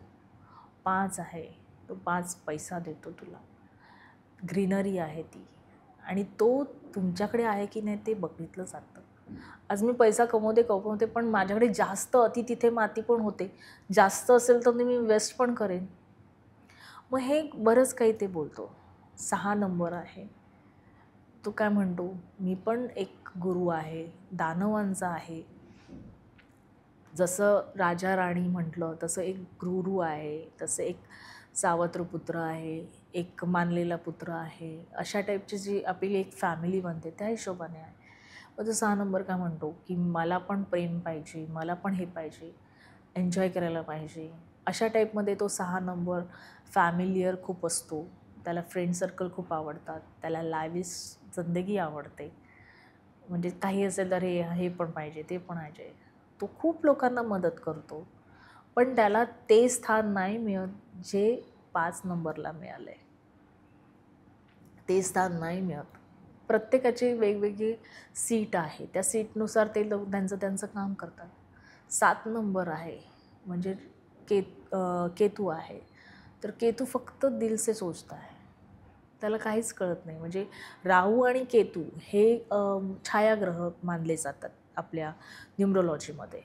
तर कधी कधी मी पर्सनल तुमचा यंत्र पण देते, म्हणजे तुमच्या बर्थ डेटनुसार कॅल्क्युलेशन करून तुमचा पर्सनल यंत्र काढून देते. तो नंबर असतो. मग तिथे कधी कधी 4 नंबरचा यंत्र आला तर मी सांगते तो मी बनवून देणार नाही, तो तुमचा तुम्ही बनवा. बनवायचं असेल तर बनवा, नाही तर नाही. कारण तो खूप माइंडमध्ये तो चाललेला असतो त्याचा. म्हणजे जर म्हणशील ना तर 4 नंबरची जी व्यक्ती आहे ना ती खूप चांगली डॉक्टर पण आहे, चांगली आर्टिस्ट पण आहे, चांगली सर्जन पण आहे, किंवा खूप काहीतरी क्रिएटिव्ह ती व्यक्ती असेल आणि चांगलं सायंटिफिक पण असेल, कारण की खूप डोकं त्यांचं चालतं. आणि तीच व्यक्ती 4 नंबरची व्यक्ती क्रिमिनल पण असू शकते, चुकीचे कामं पण करणारी असेल. अशा टाईपचे 4 नंबर पण आहेत. म्हणजे दोन्ही त्याचे रोल आहेत. ते दोन्ही रोल अति जिथे असतं ना तिथे मग प्रॉब्लेम होतात. तर मग कधी मी म्हणाल हां माझ्याकडे हा नंबर आहे, अरे पण एक असेल तर ठीक आहे, तर जिथे 3-4 आले तर तिथे ते रॉंग तुला घेऊन जाणार. त्याच्याबरोबर कोण बसलं आहे? आज अनिकेतच्या समोर मी संगीता बसली आहे, पण इथे सपोज निलेश साबळे असेल तर माझं जरा वेगळं लोकांना, अरे मी त्याच्याबरोबर शूट केलं. विजन चेंज होतं माणूस चेंज झाला तर. तसं अंक पण कोणाबरोबर बसतात ना ते खूप इम्पॉर्टंट आहे. आणि मग त्याच्यावरती आपण मोबाईलचं न्यूमरोलॉजी करतो की तुमचे 10 डिजिट आहे ते कुठे कुठे कशाबरोबर बसलेत त्याच्यावरती मी सांगते की हे तुमच्या लाईफमध्ये होणार किंवा नाही होणार. मग तुम्हाला काय करायचं पुढे ते मग आपण कन्सल्टिंगमध्ये जातं. तो हे आहे. सो 7 नंबर दिल से सोचता है. फक्त तो असंच अंदाजपंची सगळे क्वेश्चन चेक करणं, बरोबर आहे की नाही, हे नाही ते नाही. आणि तो पण जास्त विचार करणारा असतो, कारण तो धडाशी रिलेटेड असतो. जो 4 नंबर आहे तो हेड आहे. 7 नंबर इज धड. ती स्टोरी आहे, ती एक मोठी स्टोरी आहे. नंतर आला 8 नंबर. 8 नंबर एकदम कायद्याने चालणार, चिटिंग आवडत नाही, खूप कष्ट करतो, पण तेवढे कष्ट करतो तेवढं त्याला फळ मिळतं का? आता मी असं जस्ट बोलते आहे, पण बोलणारे असे बघणारे जे म्हणतील हा माझा 8 नंबर आहे, पण तो 8 नंबर कोणाबरोबर आहे? तुमचं बेसिक आणि डेस्टिनी, म्हणजे तुमचा मूलांक आणि भाग्यांक कुठे आहे त्याच्यावरती ती गणितं होतात. 8 जर माझा असेल आणि त्याच्याबरोबर 4 बसला असेल तर ते वेगळं रिझल्ट देणार. 8 आहे त्याच्याबरोबर 1 आहे तो वेगळा रिझल्ट देणार. 8 बरोबर 3 आहे तो वेगळा रिझल्ट देणार.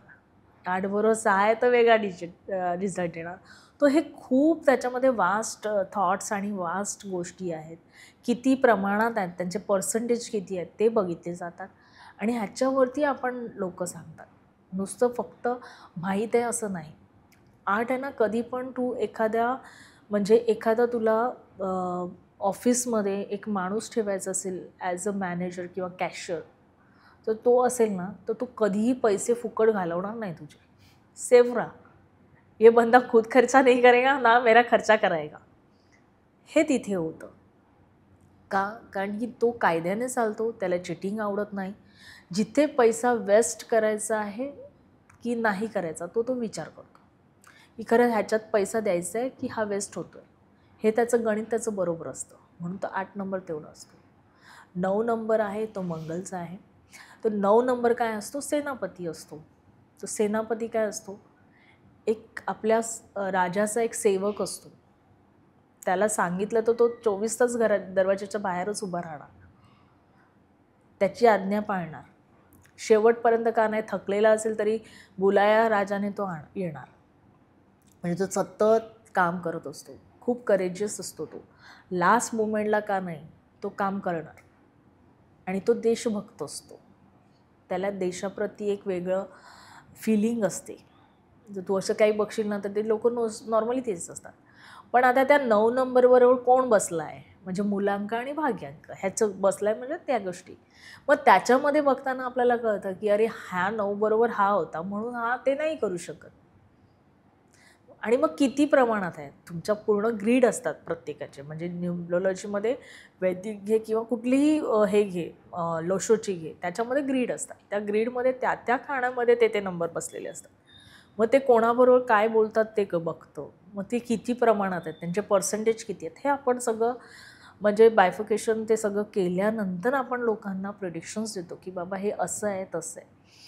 आता तू म्हणशील हे झाल्यानंतर सगळं ओके झालं का? म्हणजे आता तुला अंकांचं सांगितलं की तुझ्या 1 ते 9, म्हणजे मी 0पासून 9पर्यंत तुला सांगितलं की किती व्हॅल्यू आहे त्याची. पण हेच जर तुझ्याकडे सगळं असलं तरी तू सॅटिस्फाईड आहे का? का नाही? माणसाच्या इच्छा संपतच नाहीत ना, इच्छा तर नाही, चालूच राहतात. असं नाही. इच्छाची गोष्ट वेगळी आहे, पण तुला म्हणलं तू पुढे जातो की नाही ते असं मला म्हणायचं. तर इच्छा आहेत वेगळा भाग आणि राहिला, बरोबर, हा कळलं. वेगळा भाग आहे. कारण आपण ऑकल्टच्या बद्दल बोलतोय. तर ते का नाही होत? कधी कधी कोणाच्या ग्रेडमध्ये ना सगळे नंबर असतात, पण तरीसुद्धा त्यांना ते सॅटिस्फाईड नाही. मग ते का? तर तुमचा मूलांक भाग्यांमध्ये तुमचं नावाचं काही येतं का? अच्छा, नावाचं आहे, मग जसं म्हटलं ना की त्या नावाला त्यांनी ह्या नावाने हाक मारली, तर ते प्रोनॉलॉजी तिथे काम करतं, म्हणून त्याची ती लाईफची स्ट्रगल येते. परत तो सिग्नेचर काय करतो, मग ती सिग्नेचर त्याला कम्पॅटेबल नाही आहे. म्हणजे तो माणसाला कळतच नाही की हा कसा आहे. मग तो कितीही चांगला बिझनेस घेणार आहे, पण मी तुझ्यावरची ट्रस्ट नाही ठेवू शकत. तर ह्या सगळ्या गोष्टी त्याच्यात असतात आणि त्या सगळ्या जर मॅच झाल्या तरीसुद्धा एक तू पास्ट कर्मामधून काहीतरी घेऊन आलेला आहेस, वास्तूमध्ये काहीतरी आहे, तुझं हाफ बेटर काय आहे ते पण काहीतरी घेऊन आलं आहे. तर ह्या सगळी गणितं असतात आणि ही सगळी गणितं जेव्हा मॅच होतात तेव्हा कुठेतरी तुला चांगलं होतं किंवा नाही. म्हणजे मॅच तर मोस्टली 99% होतच नाही कोणाचंच, पण काही गोष्टी त्रुटी होतात किंवा आपण कुठेतरी पाठी पडतो, 1-2 स्टेप खाली उतरतो. त्याचे कारणं ही आहेत की बाबा हे ठीक आहे माझ्याकडे आहे, मग हे माझं प्रॉब्लेम आहे, ते प्रॉब्लेम आहे. हे आपण तिथे जेव्हा कन्सल्टिंग घेतो ना तेव्हा ह्या गोष्टी आपण आपल्या क्लायंट्सला सांगतो. आणि म्हणून त्याच्यातून आपण फक्त छोटे मोठे गोष्टी सांगतो की बाबा तुम्ही हे करा, ते करा. आणि आपल्या ज्या रेमेडीज असतात ना त्या 5 तत्वांवरती असतात आणि हर्ब्सवरती असतात. आपण हर्ब रेमेडीज पण करतो, म्हणजे आपल्या घरामध्ये जे आहेत त्याच्यावरतीच आपण रेमेडीज करतो. म्हणजे मीठ आहे, तुळस आहे किंवा तुमचं सॉल्ट आहे, दालचिनी आहे, तमालपत्र आहे, ह्या गोष्टीवरती आपण रेमेडीज करतो. पूर्वीच्या काळी ना, खूप पूर्वीच्या काळी जर तू विचार केला, म्हणजे मी कधी कधी हा विचार करते, बसली असते एकटी तेव्हा, तू माझी दैनंदिनी विचारली तेव्हा, तर कधी कधी असं होतं मला काही क्लायंट आला आणि त्याच्याबद्दल विचार करते किंवा काही बघितलं तर त्याच्याबद्दल विचार करते. तर पूर्वीच्या काळी ना पत्रिका नव्हत्या, आमंत्रणासाठी पत्रिका नव्हत्या. आपल्यामध्ये ना लग्न ठरतं तेव्हा सुपारी फोडली जाते, कुंकू लावणं, हे शब्द मी ऐकले आहेत. सो ह्याच्या पाठचं काय आहे, कारण तेव्हा काही पत्रिका नव्हत्या. आत्ता आपण आजच्या जनरेशननुसार पत्रिका आणि हे ते करतो. मग पत्रिकेवरती हळद कुंकू तांदूळ लावतो. मग पहिल्यांदा काय पत्रिकेमध्ये त्यांना मान सन्मान म्हणून मग साडी, वस्त्रदान, म्हणजे त्या बहाण्याने वस्त्रदान होतं. ह्या छोट्या छोट्या गोष्टी आहेत, पण ते कळत नाही का देतो आपण. म्हणतो मान सन्मान म्हणून, काका मामा म्हणून नाही, एक वस्त्रदान होतं ते. त्याच्यानंतर सुपारी आहे, पानाचा विडा आहे. पूर्वीच्या काळी आमंत्रणं सुपारी आणि पानाचा विडा देऊन होत होते. का? कारण कुठली बाधा होऊ नये. कारण पान आहे ना ते खूप काम करतं. पान, एखादी गोष्ट अडकली असेल तिथे फक्त पान ठेव, बघ किती फरक पडतो. आणि हे मी केलं आहे हां, कारण मी जिथे राहायला गेली तिथे लिकेज होतं. किती केलं, 8-10 दिवस ते लिकेज निघतच नव्हतं. मग शेवटी मी ते एकदा अप्लाय केलं, म्हणलं चला हे करून बघूया. ते केलं आणि म्हटलं यार हा नालायक झाला आता. त्या छोट्या छोट्या गोष्टी आहेत. सुपारी किती काम करते किंवा लवंग किती काम करते, वेलची किती काम करते, भरपूर गोष्टी आहेत आणि त्या गोष्टींमुळेच आपण पुढे येऊ शकतो. आणि हे सगळ्या गोष्टींना पूर्वीपासून यूज होत होत्या. तुरटी माहिती आहे तुला? तुरटी किती कामाची आहे ती. आपल्या पणजोबा खापर पणजोबापासून ती यूज केली. आज कोणाच्या घरात आहे? कोणाच्याही घरात नसेल, पण ती असावी. माझ्याकडे आहे. गुड. मला कोणीतरी सांगितलेलं, माझ्या मित्राच्या आईने सांगितलेलं की नजर नाही लागत. आता मला नक्की खरं खोटं हे नाही नाही माहिती. 100%. तर ती नजरसाठी मग मी माझं जिथे काम करतो, डेस्क आहे माझा, तिथे मी तुरटी ठेवलेली आहे ती अजून हो. पण. ती छोटीशी तुरटी आहे. हां. शेविंग केल्यानंतर लावतात. हां. का? इन्फेक्शन होऊ नये म्हणून. हो. जर तो स्किनचं इन्फेक्शन नाही करत तर तुझं इन्फेक्शन कशाला करेल? नजर लागणं म्हणजे तेच आहे ना. फक्त भाषा शैली वेगळी केली आपण. तर ह्या सगळ्या गोष्टींवरती अशा टाईपचे अंक बोलतात, अशा टाईपमध्ये आपली प्रगती होते आणि ते बॅलन्स करून आपण कन्सल्टिंग हा एक पार्ट घेतो. मला असं वाटतं की प्रत्येकांना फायदा झाला पाहिजे. त्यांनी त्यांच्या ॲटलिस्ट तुला कळलं की इथे खड्डा आहे, तो जर मी दाखवू शकले आणि त्या खड्ड्याला क्रॉस करून जर तू जाऊ शकत असेल तरीही मला ते खूप चांगलं आहे. कारण पैसा आज आहे उद्या नाही, बट ब्लेसिंग्स एव्हरग्रीन आहेत आणि त्या तुला ह्या जन्मी पुढच्या जन्मी पण ते देतील, पण त्याचं आपण मोजमाप नाही करू शकत. सो मी तर असं म्हणेन की मला त्याच्यासाठीच शायद न्यूमरोलॉजी हा पार्ट माझ्या लाईफमध्ये आला असेल. आणि माझी आई ट्युशन्स घेत होती, माझी बहीण ट्युशन्स घेत होती. त्यांना ट्युशन्स घेताना मी बघायची आणि म्हणजे मी कधी कोणाचं ट्युशन्स नाही घेणार. बट आता असं आहे की मी न्यूमरोलॉजी शिकवते. सो जेव्हा मला आणि हा माझा गुण माहितीच नव्हता. जेव्हा माझे बरोबर जे शिकत होते त्यांना नाही कळलं, तर मग मी ना एकदम म्हटलं ना पाटी कोरी करायची, तशी त्यांची पाटी कोरी करायची. मग त्यांना सांगायचं ये नंबर है, मग हे कसे तू घेतले, मग कसं कुठे ठेवणार, मग तो शून्य असेल ना तो पण मी तो व्हॅलिड ठेवायची आणि मग सांगायची. त्याच्यामुळे त्यांना कळत जायचं. मग ते म्हणायचे ठीक आहे आता हे मला नाही समजलं की ते लोक मला फोन करायचे, संगीता तू समजा अभि, संगीता हे तू सांग मला. मग मी त्यांना ते सांगत गेले. मग मला कळत गेलं मी शिकवू शकते आणि मग मी एवढे सारे कोर्स केले. तर मग मी कोणाकोणाच्या इच्छा असतात की आम्हाला पण शिकायचं आहे, तर म्हटलं ठीक आहे करूया. सो मलाही म्हणतात की आम्हाला सांगत होतीस की शिकवणार नाही, म्हणजे मीच स्वतः म्हणते मी कधी टीचर बनणार असं मी कधीच विचार नाही केला, पण आज मी टीचर बनले आणि ते पण ऑकल्ट. म्हणजे हे डेस्टिनी कुठून कुठे घेऊन जाते ना हे नाही तुम्ही सांगू शकत. आणि हे कळलं की माझ्याकडे जे नंबर आहेत की ते बिझनेससाठी बनले होते, मी नाही केले, पण 3 एंटरप्रेनर तर उभे झाले, ह्याचं मला प्राऊड आहे. मी स्वतः पण आता तेच करते, कारण मी पण आता फील्ड तीच चॉईस केली. आणि एक किंग आहे ना कोणाला दुःखी नाही करू शकत. So I have king number. So मला नाही वाटत की कोणाला दुःखी करायला पाहिजे. हां, प्रजा दुःखी होते तेव्हा किंगला थोडंसं वाईट वाटतं. तसं मला असं वाटतं रे लोकांचा हा त्रास आहे मी कसा काढू शकते.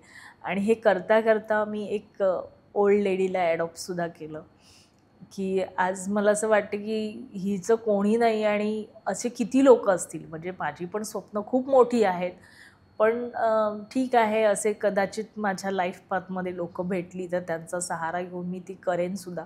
कारण समाजासाठी काहीतरी करायचं हे माझं लक्ष आहे, पण चुकीचं नाही करायचं. तो म्हणजे ह्याच्याबरोबर मी इथे पण जर्नी माझी चालू आहे साईड बाय साईड. सो वेळ काढावा लागतो, कधी असा मिळत नाही, तो काढावाच लागतो. बरोबर. मोबाईल नंबरचा तुम्ही बऱ्याच वेळा उल्लेख केला. मी एकदम डीप मला समजून नाही घ्यायचं की मोबाईल नंबरचं कॅल्क्युलेशन कसं काय, पण ते किती मॅटर करतात मोबाईल नंबर. कारण आता जन्मतारीख वगैरे मला सगळं समजलं, ती मॅटर करणारच आपल्या आयुष्यात, पण मोबाईल नंबरचं काय म्हणजे त्याचं? मोबाईल नंबर चांगला विषय आहे. ह्याच्यावरती मी खूप लोकांना प्रेडिक्शन्स पण देते. आता मला सांग, तुझा मोबाईल नंबर तुझ्याबरोबर किती तास असतो? ऑलमोस्ट दिवसभर 24 तासच असतो. 24 तास असतो. झोपल्यावर बाजूला ठेवतो, पण जागा म्हणजे असतो तर बरोबरच असतो. तुझ्या या औराच्या आजूबाजूला हाताच्या डिस्टन्सवरती आहे, तेवढ्याच डिस्टन्सवर. बरोबर. तुला काही ना काही कनेक्ट करणार ना. तू घाणेरड्या गोष्टीमध्ये झोपू शकशील का? नाही. तुला नीट अँड क्लीन पाहिजे म्हणून तू चांगली चादर घालणार, चांगली उशी घेणार, तुझं बेडशीट चांगलं असणार. मग तो मोबाईल पण असतो चांगला. काय तर आपण त्याचा वरचा कवर चांगल्या महागड्या कंपनीचा घेतो, त्याचे फीचर्स खूप चांगले घेतो, पण त्याच्या अंकाकडे बघतच नाही कारण ते काहीतरी दुसरंच बोलत असतात. तुझ्याकडे पैसा आहे पण लिकेज पण होतो. तू पैसा मला देतो पण तू घेऊ शकत नाही, मागू शकत नाही. तुझ्याकडे सगळं काय आहे पण घरात त्रास आहे. तुझी लाईफस्टाईल तशी नाही आहे जशी तुझ्याकडे आज असली पाहिजे. तू लव्ह मॅरेज केलं आहे but still you are not happy.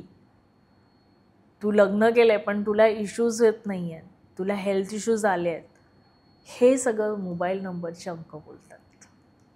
So प्रत्येक ते 10 डिजिट आहे, त्याच्या टोटल्स असतात, किती प्रमाणात आहे. मग असेच म्हटलं अति तिथे माती. मग ते जास्त असतील तर जास्त प्रॉब्लेम होतात. आणि काय होतं माहिती आहे की चला आपण मग एवढे नंबर घेऊया, एवढे झिरो घेऊया, असे सिक्वेन्स नाही घेऊया. ते शो शायनिंग करायला पण आपण पैसे भरपूर देतो आणि मोबाईल घेऊन येतो आणि त्याच्याबरोबर कधी कधी दुःख पण घेऊन येतो, कळत नकळत, कारण नॉलेज नाही आहे काय ना. त्याच्यामुळे ना लोकांची ना ती लालच वाढली आहे. सो आपण त्याच्यावरती पण बऱ्याच काही गोष्टी करतो आणि मग लोकांना सांगतो की तुम्हाला चांगलं आणि वाईट दोन्ही आहे त्या नंबरमध्ये. जर तुम्हाला जे पाहिजे ते तुम्ही घेऊ शकता. आपण त्याच्यावरती कामं करतो. आता बऱ्याच जणांचा ह्याच्यावर सायन्सवर बिलीव्ह असतो, ह्या सगळ्या ऑकल्ट सायन्सवर बिलीव्ह नसतो. काही जण तर पूजापाठ ह्याच्यावर पण बिलीव्ह नाही ठेवत, तो वेगळा विषय. पण सायन्सला ते म्हणतात की सायन्स हे प्रूव्ह नाही करू शकत, तर आपला ह्याच्यावर बिलीव्ह नाही. मग त्याच्यासाठी तुम्ही काय म्हणतात किंवा अशा लोकांसाठी तुमचं काय म्हणणं आहे? बघ, अशी लोकं जर समोर आली माझ्याकडे तर पहिला त्यांचा बर्थडेट विचारल्यानंतर किंवा त्यांचं नाव विचारल्यानंतर त्या लेटर्सवरून मी त्यांना त्यांचं सांगते. तिथेही ते अग्री करत नसतील तर त्यांचे मोबाईल्स नंबर्स आहेत, त्याच्यावरती त्यांना सांगते की बाबा तुमच्या लाईफमध्ये हे आहे का? मग ते म्हणतात हो. का म्हणतात हो? कारण की ते मोबाईलवर तुम्ही सांगितलं आहे. चल तुम्हाला नाव माहिती आहे, तुझं बर्थडेट पण नाही माहिती, पण मोबाईल नंबरवर मी तुला सांगितलं की तुझ्या लाईफमध्ये असं आहे, तुला लीगल नोटीस येतात किंवा तुझ्या लायबिलिटीज आहेत, कुठली तरी कोर्टमध्ये केस अडकली आहे किंवा तुझा पैसा लॉस झाला आहे, हे मी तुला सांगते. किंवा तुला सांगते की तुला हेल्थ इश्यूज आहेत का. असंच एक स्टोरी झाली माझ्या ह्याच्यामध्ये काही फ्यू मंथ्स बिफोरच. एक माझी फ्रेंड होती. सो ती म्हणाली अरे संगीता, एक व्यक्ती आहे ना, त्यांच्याकडे बर्थडेट नाही आहे, त्यांच्याकडे टाईम नाही आहे, त्यांचं नाव फक्त आहे आणि मोबाईल नंबर आहे, बाकी काहीच नाही. तर ह्या माणसाला कसं आपण हील करायचं, आणि तो खूप त्रासातलेला माणूस आहे. म्हटलं ठीक आहे, मोबाईल नंबर आहे ना, एक काम कर, मला मोबाईल नंबर दे, नाव आणि मोबाईल नंबर दे. मोबाईल नंबर घेतला आणि त्या मोबाईलवरती मी त्या व्यक्तीला बघितलं नाही, मला माहीत नाही कोण काय आहे, आय डोंट नो. मी त्या व्यक्तीचं नाव घेतलं, त्याचा मोबाईल नंबर बघितला, त्या मोबाईलवरती त्याला जो त्याचा नेचर आहे तो मी तिला सांगितला त्या व्यक्तीला, आणि नावावरून थोडंफार सांगितलं. ती म्हणाली मला, तुला हे कसं कळलं? म्हणलं मला कसं कळलं, तू नंबर दिला त्याच्यावरती मी सांगितलं. मग मी कुठे त्या माणसाला किंवा त्या व्यक्तीला बघितलं आहे. म्हणलं ती व्यक्ती जॉली आहे, खूप लगेच म्हणजे कुठल्याही कामाला हो म्हणते आणि खूप करेजियस आहे. ह्या गोष्टी तिथे दिसल्या आणि त्या दिसता दिसता मला दिसलं ह्या व्यक्तीला खूप हेल्थ इश्यूज आहेत.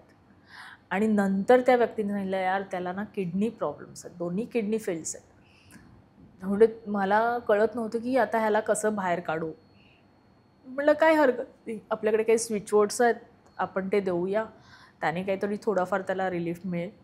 आणि म्हणलं डॉक्टरची तर ट्रीटमेंट चालू आहे. म्हटलं जर गरज लागली तर सांग मला, दॅट्स इट. मग ते मोबाईल नंबर चेंज करायला मी एक सजेशन दिलं की हे सगळे त्रास घेऊन तो बसला आहे, कारण त्याच्याकडे दुसरं काहीच नाही तर आपण काय देणार. थोडंफार आपण देऊ शकतो ते देऊ शकतो, पण आता ती व्यक्ती तेवढं म्हणजे खर्च पण नाही करू शकत, कारण जेवढा पैसा कमवणारी ती एकच व्यक्ती आणि सगळं काय ते कसं करू शकते. मग अशा टाईपमध्ये ते झाल्यानंतर मग लोकांना ट्रस्ट बसतो की हां यार ह्याच्यामुळे पण म्हणजे मी कुठलेही दावे करत नाही आणि मी म्हणते कोणीच करू नये.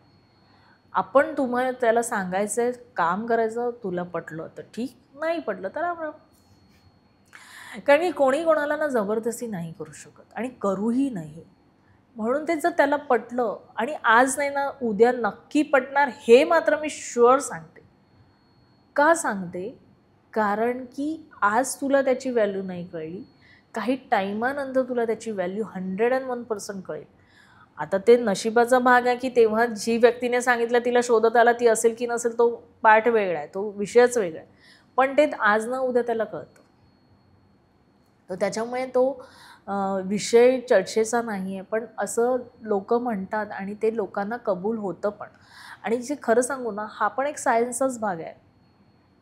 जे म्हणतात की आम्ही हे नाही मानत, नका मानू, पण ते आहे प्रूव्हन आणि ते तुम्हाला आज ना उद्या कबूल करावंच लागणार. ठीक आहे, तू आज नाही कबूल केलं, पण उद्या करावंच लागेल ना.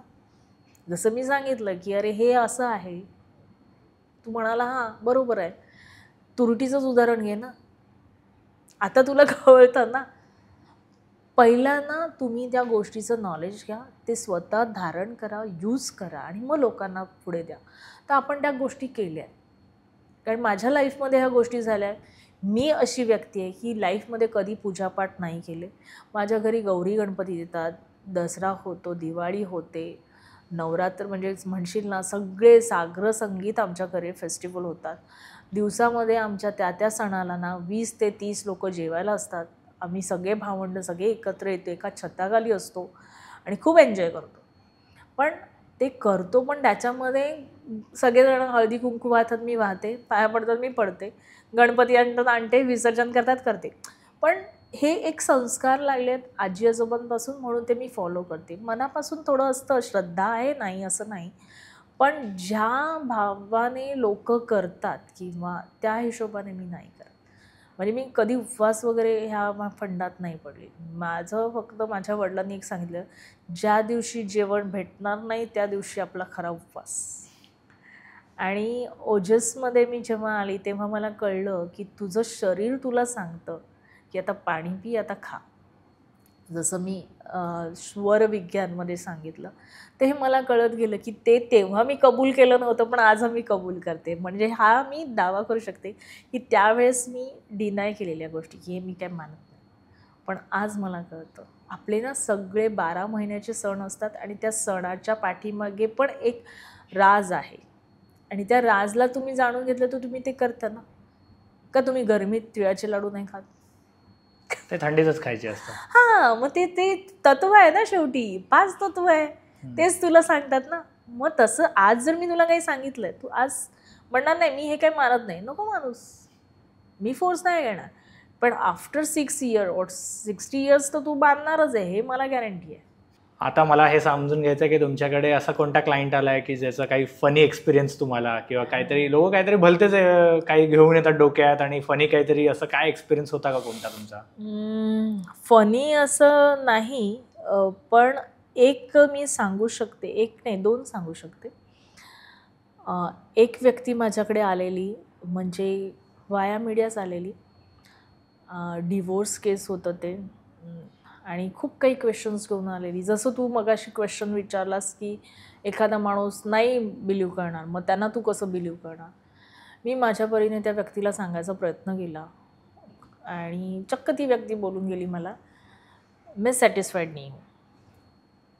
म्हणलं वो आपका मिस लुकआउट है क्योंकि मैं समझा रही हूँ, आप समझ नहीं रहे, बट 101% शुअर आहे की तू हे कबूल करशील. आणि परत काही दिवसांनी म्हणजे त्याच्यानंतर मी खूप आजारी पण पडले.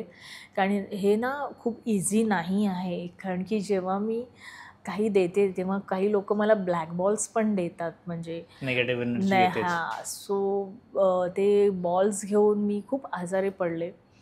सीन असा झाला की उठू पण नाही शकली. कन्सल्टिंग करताना काही गोष्टी मलाही तिथे नेगेटिव्हिटी झाली आणि त्याच्यानंतर ना मी ऑफिस सोडून सरळ घरी जाऊन बसले. कारण एवढं त्याच्यामध्ये ते होतं की म्हणजे मी कोणाला सांगणार आणि समजू नाही शकत होतं आणि मला ते कळलंही नाही की त्याच्याकडून मला पास ऑन झालेलं. सो घरी जाऊन बसले, आराम केला. नंतर कळलं की मला काहीतरी गडबड आहे आणि त्याच्यानंतर काहीतरी दिवस मी कामच करू शकले नाही. So one of my friend ती साऊंड हिलिंग करते, मी तिच्याकडे गेली तिला सांगितलं मला हिलिंग करून पाहिजे. सो तिनेही करून दिलं. हे पण खूप इम्पॉर्टंट असतं. तर तिने मला हिलिंग करून दिलं आणि मग थोडं मला बरं वाटलं. आणि त्यावेळेस त्या हिलिंगमध्ये पण मी खूप चांगला एक्सपिरियन्स बघितला. देन मी स्टार्ट केलं माझं काम. बघा, डॉक्टर आहे ना स्वतःचं ऑपरेशन नाही करू शकत. तसं हे झालं की मला त्याच्याकडून आलं, पण मी माझं नाही काढू शकली. मला दुसऱ्याची हेल्प घ्यावी लागली. So really thanks for that lady. आणि मग ते झाल्यानंतर मी परत कामाला सुरुवात केली. काहीतरी फेस्टिवल होतं, तर त्याने मला विश केलं. म्हटलं, मॅडम आपने मेरे को दिया नहीं. म्हटलं, देखो मैंने दिया लेकिन अब मग मी माझे सगळे रिपोर्ट्स पाठवले. म्हटलं, अरे बापरे, मी प्रे करतो तू लवकर हील व्हावी. म्हटलं हो. म्हटलं आता काय सांगू की तुझ्यामुळे आहे. फ्यू डेज नंतर परत त्याने मला फोन केला की मेरे को ना ये चीज़ें चाहिए. म्हटलं अरे बाबा, तुझं माझं काय सूट जुळत नाही, तरी तू जुळवायला जातो, काय करू. पण मी त्याला नाही नाही म्हटलं, कारण आपण द्यायला बसलो आहे. म्हटलं ठीक आहे, मैं आपको ऐसा दे देती हूँ. मग त्याला ते दिलं. त्या व्यक्तीने पण सांगितलं, ये किसको भेजा तूने, ये सही बंदा नहीं है. म्हटलं ठीक आहे. म्हटलं आपको लगे तो करो, नहीं तो छोड़ दो.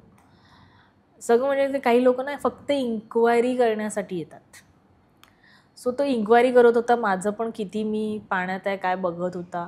तिथेही जाऊन त्याने इन्क्वायरी केली. सो तिथूनही मला रिव्ह्यू असा आला की इसको आगे मत ये करना. पण तरीसुद्धा त्या व्यक्तीने परत मला फोन केला. मला म्हणतो आपको पता है क्या, मैं अभी ना ये कर रहा हूँ. मतलब मैंने आपको खुद को बोला ये सब प्रॉब्लम का सॉल्यूशन एक ही है की तू ऑकल्टमध्ये येणार, ॲस्ट्रोलॉजी तू करणार. आणि तो ॲस्ट्रोलॉजी शिकत होता आणि म्हणून त्याला काही रिक्वायरमेंट होती आणि ते त्याला मिळत नव्हतं, म्हणून त्याने मला फोन केला. आणि म्हणून मी ते कनेक्ट त्याला दिलं की इथे तुझा इथे तुला मिळेल. तिथे त्याने फक्त इन्क्वायरी केली, घेतलं तर काही नाही. पण हे प्रिडिक्शन मी त्याला तिथे दिलेलं, तुझा हा जेवढा प्रॉब्लेम आहे ना, तू जेवढं घेऊन येलास आणि तू म्हणतो मी सॅटिस्फाईड नाही, पण तुझं उत्तर तुला तिथे होणार. तू ज्या दिवशी इथे पाय ठेवणार तेव्हा होणार. कारण त्याच्या ग्रीडमध्ये ते मला दिसलं होतं. आणि त्या ग्रीडमधून मी त्याला फक्त एवढंच सजेशन दिलं की देखो आज आप ना बोल रहे ना, कल आप इस लाइन में जब आओगे ना, अपने आप हील हो जाओगे. त्याने मला सांगितलं की ते तर तू असं सांगते की हो भी सकता है, नाही भी हो सकता है. म्हटलं मामा, तू एवढ्या मोठ्या लोकांना बघतोस, भेटतोस, मी त्यांच्यासमोर काहीच नाही आहे. म्हटलं मला असं उचलून फेकून देतील असे लोक आहेत. मग तू माझ्याकडे का आला. कारण फोनवरती गोष्ट झाली तेव्हा मी त्याला सांगितलं की मी असं लगेच नाही सांगू शकत, मला सगळं बघावं लागतं. पेमेंट झाल्यानंतर मी कामं करते, हे त्याला एक सांगितलं. कारण की काय ना, मी काही कामं अशीच केली की ठीक आहे निकेताला मी सगळं काम करून ठेवलं आहे, पण तो पेमेंट पण देत नाही आणि येत पण नाही. सो मी माझं तिथे टाईम स्पेंड केला ना, तोच टाईम मी दुसऱ्याला देईन ना. मग माझं पॅटर्न कामाचं मी थोडंसं म्हणजे म्हणतात ना धडे मिळतात, तसे हे धडे मिळाले मला. पेमेंट नंतर. हां, सॅटिस्फॅक्शन नक्कीच होणार तुम्हाला. माझ्याने जितकं देता येईल तेवढं मी देते लोकांना, असं मला वाटतं. समोरच्याला वाटतं की नाही मला माहीत नाही. पण मला नेहमी माझा प्रयत्न असा असतो की सगळ्यांना काही ना काही हवं असतं. तिथे मी काहीतरी म्हणजे 1% तरी उपयोगाची आहे एवढं मला माहिती. आणि त्याच्या हिशोबाने दिलं आणि ती व्यक्ती त्या क्षेत्रात आली. त्या व्यक्तीने व्यक्तीचं नाव घेतलं, मैं इतने इतने बड़े इंसान के साथ कर रहा हूँ. म्हटलं तो अभी मुझे बताओ आपका प्रॉब्लेम सॉल्व हुआ ना. म्हणता हां. असे काही काही राज असतात ना की आपण ते लोकांना सांगतो. आणि आपली स्पेशालिटी ती आहे ना की ते फक्त तुझ्या माझ्यात असणार. तुझ्याबरोबर XYZला मी कधीच ती गोष्ट सांगत नाही, कारण ती व्यक्ती गैरफायदा घेऊ शकते किंवा नाही. पण त्याच्यामुळे माझे बंधन बांधले जातात ना, माझं कर्मबंधन बांधले जातं. आणि मी कर्मावरती बिलीव खूप करते, कारण जसं आपण पेरतो ना तेच उगवतो. म्हणून मला असं वाटतं की चांगलं करावं, नाही करू शकत तर रामरामजी की सोडून द्यावं. ऐकलं तर ठीक, नाही तर ते ठीक. सो हे एक्सपिरियन्स आले. काही लोकांचे काही गोष्टी खूप डीपमधल्या होत्या, त्या क्लिअर केल्या. म्हणजे पहिला कनेक्ट नाही होत, नंतर म्हणतात हां यार हे झालं होतं माझ्याबरोबर. थोडा वेळ लागतो ना, कारण खूप पास्ट असतं ना, ते नंबर्स सांगतात तेच मी सांगते. काम करताना नंबरवरतीच काम करतो. असं नाही की अनिकेत आहे, अनिकेतचं मी बघते आणि बोलते, मग हा मला माहिती आहे हा असा आहे तसा आहे, नाही. त्या नंबरमध्ये काय असतं ते सांगतो. सो पहिला मी त्यांना सांगते सॉरी, हा शब्द पहिला बोलते, कारण बोलताना कदाचित असे अपशब्द निघाले तर तू हर्ट नको होऊस किंवा काही नसेल कनेक्ट झाले, हे सगळं मी पहिलाच माझ्या क्लायंटशी कन्सल्ट करते. काही गोष्टी आता झाल्या आहेत किंवा झाल्या नाहीत पण इन फ्युचर होऊ शकतील, तो त्याच्यासाठी मी अलर्ट करते. मी फक्त मीडिया आहे, माध्यम आहे. सो जे पण लोक जी पण रील बघतात किंवा काही कोणाचं पण बघा तुम्ही, कारण ते पण मेहनत करतात, ते पण त्या क्षेत्रात तज्ज्ञ आहेत म्हणून तर आज तुमच्या समोर आहेत. पण त्यांनी दिलेले उपाय तुम्ही त्यांच्याशी कन्सल्ट करा आणि मग फॉलो करा. 101% रिझल्ट पॉझिटिव्ह येईल. म्हणजे ते त्यांनी दिलेलं चांगलं असं आपण म्हणतो ना, सोनाराने कान टोचलेले बरे. ती गोष्ट असते. आपण सगळं अर्धवट ऐकून ना अर्धवट गोष्टीमध्ये जातो तर नाही. माझं एक प्रेझेंटेशन होतं, तिथे मी सांगत असताना त्या व्यक्तीने मला क्वेश्चन केला की 4 नंबर खूप वाईट असतो. म्हणलं असं कोणाला वाटलं? म्हटलं 4 नंबरवरती ना मी खूप तासनतास बोलू शकते. म्हटलं 4 नंबर किती चांगला आहे हे तुम्हाला माहीत नाही आहे. मग त्यांना सांगितलं की हे ना नका तुम्ही लक्षात घेऊ. 4 नंबरच्या हातात जी ताकद आहे ना ती वेगळी आहे.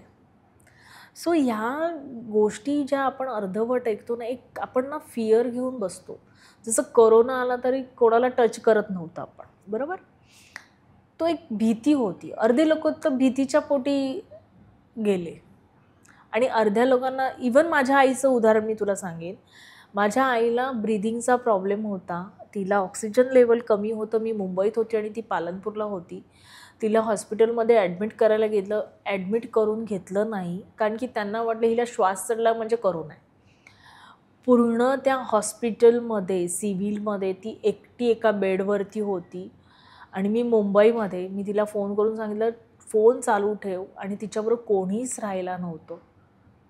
तो हा जो सीन होता ना तो मला खूप डेंजर वाटला. म्हणजे भीतीपोटी आपण कुठे कुठे जातो. दुसऱ्या दिवशी माझी मावशी जाऊन तिला डिस्चार्ज करून घेऊन आली.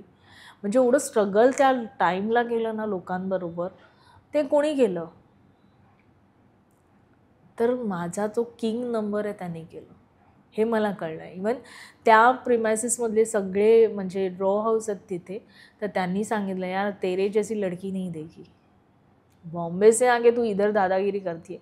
दादागिरी नव्हती ती, एक क्लिअर गोष्ट होती की तुम्ही पहिलं बघा मग नावं ठेवा, आणि ज्याचं आपण जे पेरतो तेच होतं. आणि अशा लोकांशी माझे कनेक्शन आहेत की ते कोणाशीच बोलत नव्हते.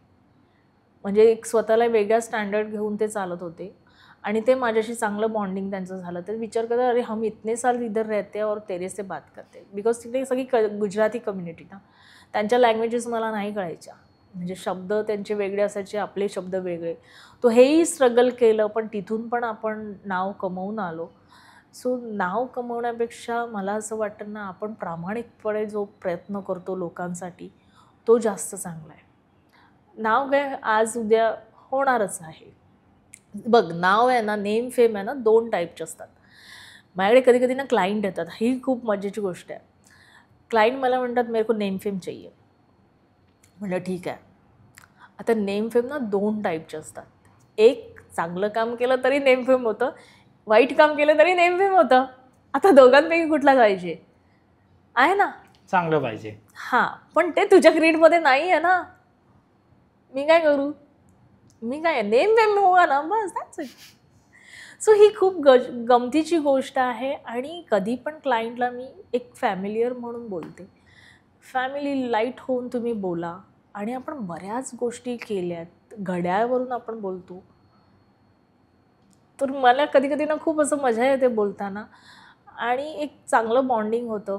फक्त मला असं वाटतं ना की कोणी कोणावरती अवलंबून राहू नये, म्हणून ना मी मोस्टली होईल तेवढं एका सेटिंगमध्ये क्लायंटला सॅटिस्फाईड करायचा प्रयत्न करते. तुम्हाला काय ती बोलायचं जर वेलकम, पण परत तुम्हाला माझी गरज पडू नये. तुम्हाला तुमचं कळलं की बाबा मी कुठल्या ट्रॅकने जायला पाहिजे आणि कुठल्या ट्रॅकने मी जातो आणि त्याच्यासाठी मला काय काय लागणार हे जर तुला कळलं तर माझी गरजच नाही ना. का प्रत्येक वेळेस संगीताच पाहिजे, का प्रत्येक वेळेस अनिकेत पाहिजे? नको ना, कोणावरती अवलंबून. आपण आलो तेव्हा एकटे आलो, जाणार तेव्हा एकटे. मग करा ना. हां, थोडीफार मदत लोकांना लागते, प्रत्येकाला लागते. पण याचा अर्थ असा नाही की त्याचा गैरफायदा घ्यावा. म्हणून मी मोस्टली लोकांना सांगते की तुम्ही जे करताय ना, ते स्वतःच्या बळावरती करा आणि पॉझिटिव्ह होऊन करा.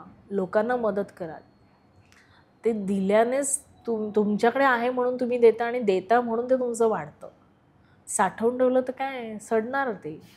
सो हा माझा एक थोडासा लोकांसाठी म्हणजे म्हणण्याचा उद्देश आहे की बाबा खुश रहो, खुशी रखो, खाओ पिओ मजे करो. तुमच्याबरोबर अजून गप्पा मारायच्या आहेत आणि नक्कीच. मला वाटतं हा एपिसोड अपुरा पडणार आहे. सो नेक्स्ट एपिसोड पण आपण बनवूया. खूप गोष्टी मला समजून घ्यायच्या आहेत. खूप प्रश्न आहेत अजून पण माझ्या मनात आणि तुमच्याकडे पण बरीच उत्तरं असतील त्याची. हो. पण आपण ते नेक्स्ट एपिसोडमध्ये करूया. सध्या मला 1-2 शेवटचे प्रश्न करायचे आहेत. एक तर तुमचा आता ह्याच्यानंतरचा गोल काय, म्हणजे आता पुढे तुम्हाला कसं करायचं हे सगळं, हा गोल काय आहे तुमचा सध्या? माझा गोल असा म्हणशील तर एक तर मला सोशल म्हणजे खूप सारे लोक आहेत, त्यांना भरपूर काहीतरी करायचं आहे, पण ना त्यांना ती दिशा दिसत नाही आणि आजकालचं जनरेशन ना त्या लोकांना ते समजून देत नाही. सो मी कुठेतरी असं सर्च करते की गव्हर्मेंट पण खूप सारे मदत करते पब्लिकला. आता मी ह्याच सॅटर्डे क्लबमध्ये चेंबूरमध्ये मी वुमन्स विंगची कोऑर्डिनेटर आहे. तर आमच्या मीटिंग्स वगैरे होतात तर तिथे 1-2 गोष्टी म्हणजे आमच्या ज्या सिनियर्स आहेत त्यांनी केल्या. तर तिथे आहे की लेडीजसाठी गव्हर्मेंट पण खूप काही गोष्टी प्रोव्हाइड करतं, पण त्याचा फायदा लेडीज घेत नाही. मग का त्याची कारणं? कारण आज बरंच काही ना ऑनलाईन झालं आहे. तर बरंच काही मलाही येत नाही की हे असं जायचं, तसं जायचं, हे घ्यायचं, तिथून हे करायचं. तेथे जरासं चुकलं की सगळी गणितं चुकतात. आता तेवढं करायला मला वेळ पण नाही, त्याचं नॉलेज पण नाही, परत ते ABCD पण मी नाही शिकू शकत. मग असं मला वाटतं की कुठेतरी अशी लोकं मिळतील किंवा माझ्याकडे आले की आम्ही तुम्हाला ही मदत करू शकतो. This is social, this is not a payment देऊन वगैरे. तर त्या काही गोष्टी आपण जर गव्हर्मेंटला दिल्या आणि एखाद्या व्यक्तीचं भविष्य बनवू शकलो, तर मला खूप आनंद होईल. कारण की त्याच्यात मी तर दुवा घेईन ती व्यक्ती आणि त्या व्यक्तीच्या हाताखाली पण काही स्टाफ असेल तर तोही त्याचं घर चालवतो ना. सो ती लिंक कशी खालून वरपर्यंत कशी वाढत जाईल ना, ते तुम्हालाही नाही कळणार. त्याचं गणित नाही मांडू शकत आपण. पण असं जर कोणी करणारं असेल तर नक्कीच म्हणजे मला आवडेल. त्याच्यासाठी आपण मीटिंग्स पण करू शकतो आणि त्या बायकांना पण आपण घेऊन जाऊ शकतो. बरंच काही करता येतं, पण प्रत्येक ठिकाणी पैसा हा नसतो. नो डाऊट पैसा ही तुमची एक ताकद आहे. आज जर तुझ्याकडे पैसा नसेल ना, कोणी तुला विचारणार पण नाही. पण तोच तुझ्याकडे काही कालांतराने पैसा आला ना, की सगळे येणार. मग तू जर शिंकलास तरी तुला अरे त्याला सर्दी झाली AC बंद करा. पण नाही आहे त्याला शिंकला तरी काय होत राहतं. म्हणजे लोकांचा दृष्टिकोन ना खूप चेंज होतो. त्याच्यामुळे त्याची पण व्हॅल्यू पाहिजे कारण की मी त्या स्टेजमधून गेली आहे. लोकांचे दृष्टिकोन चेंज होतात.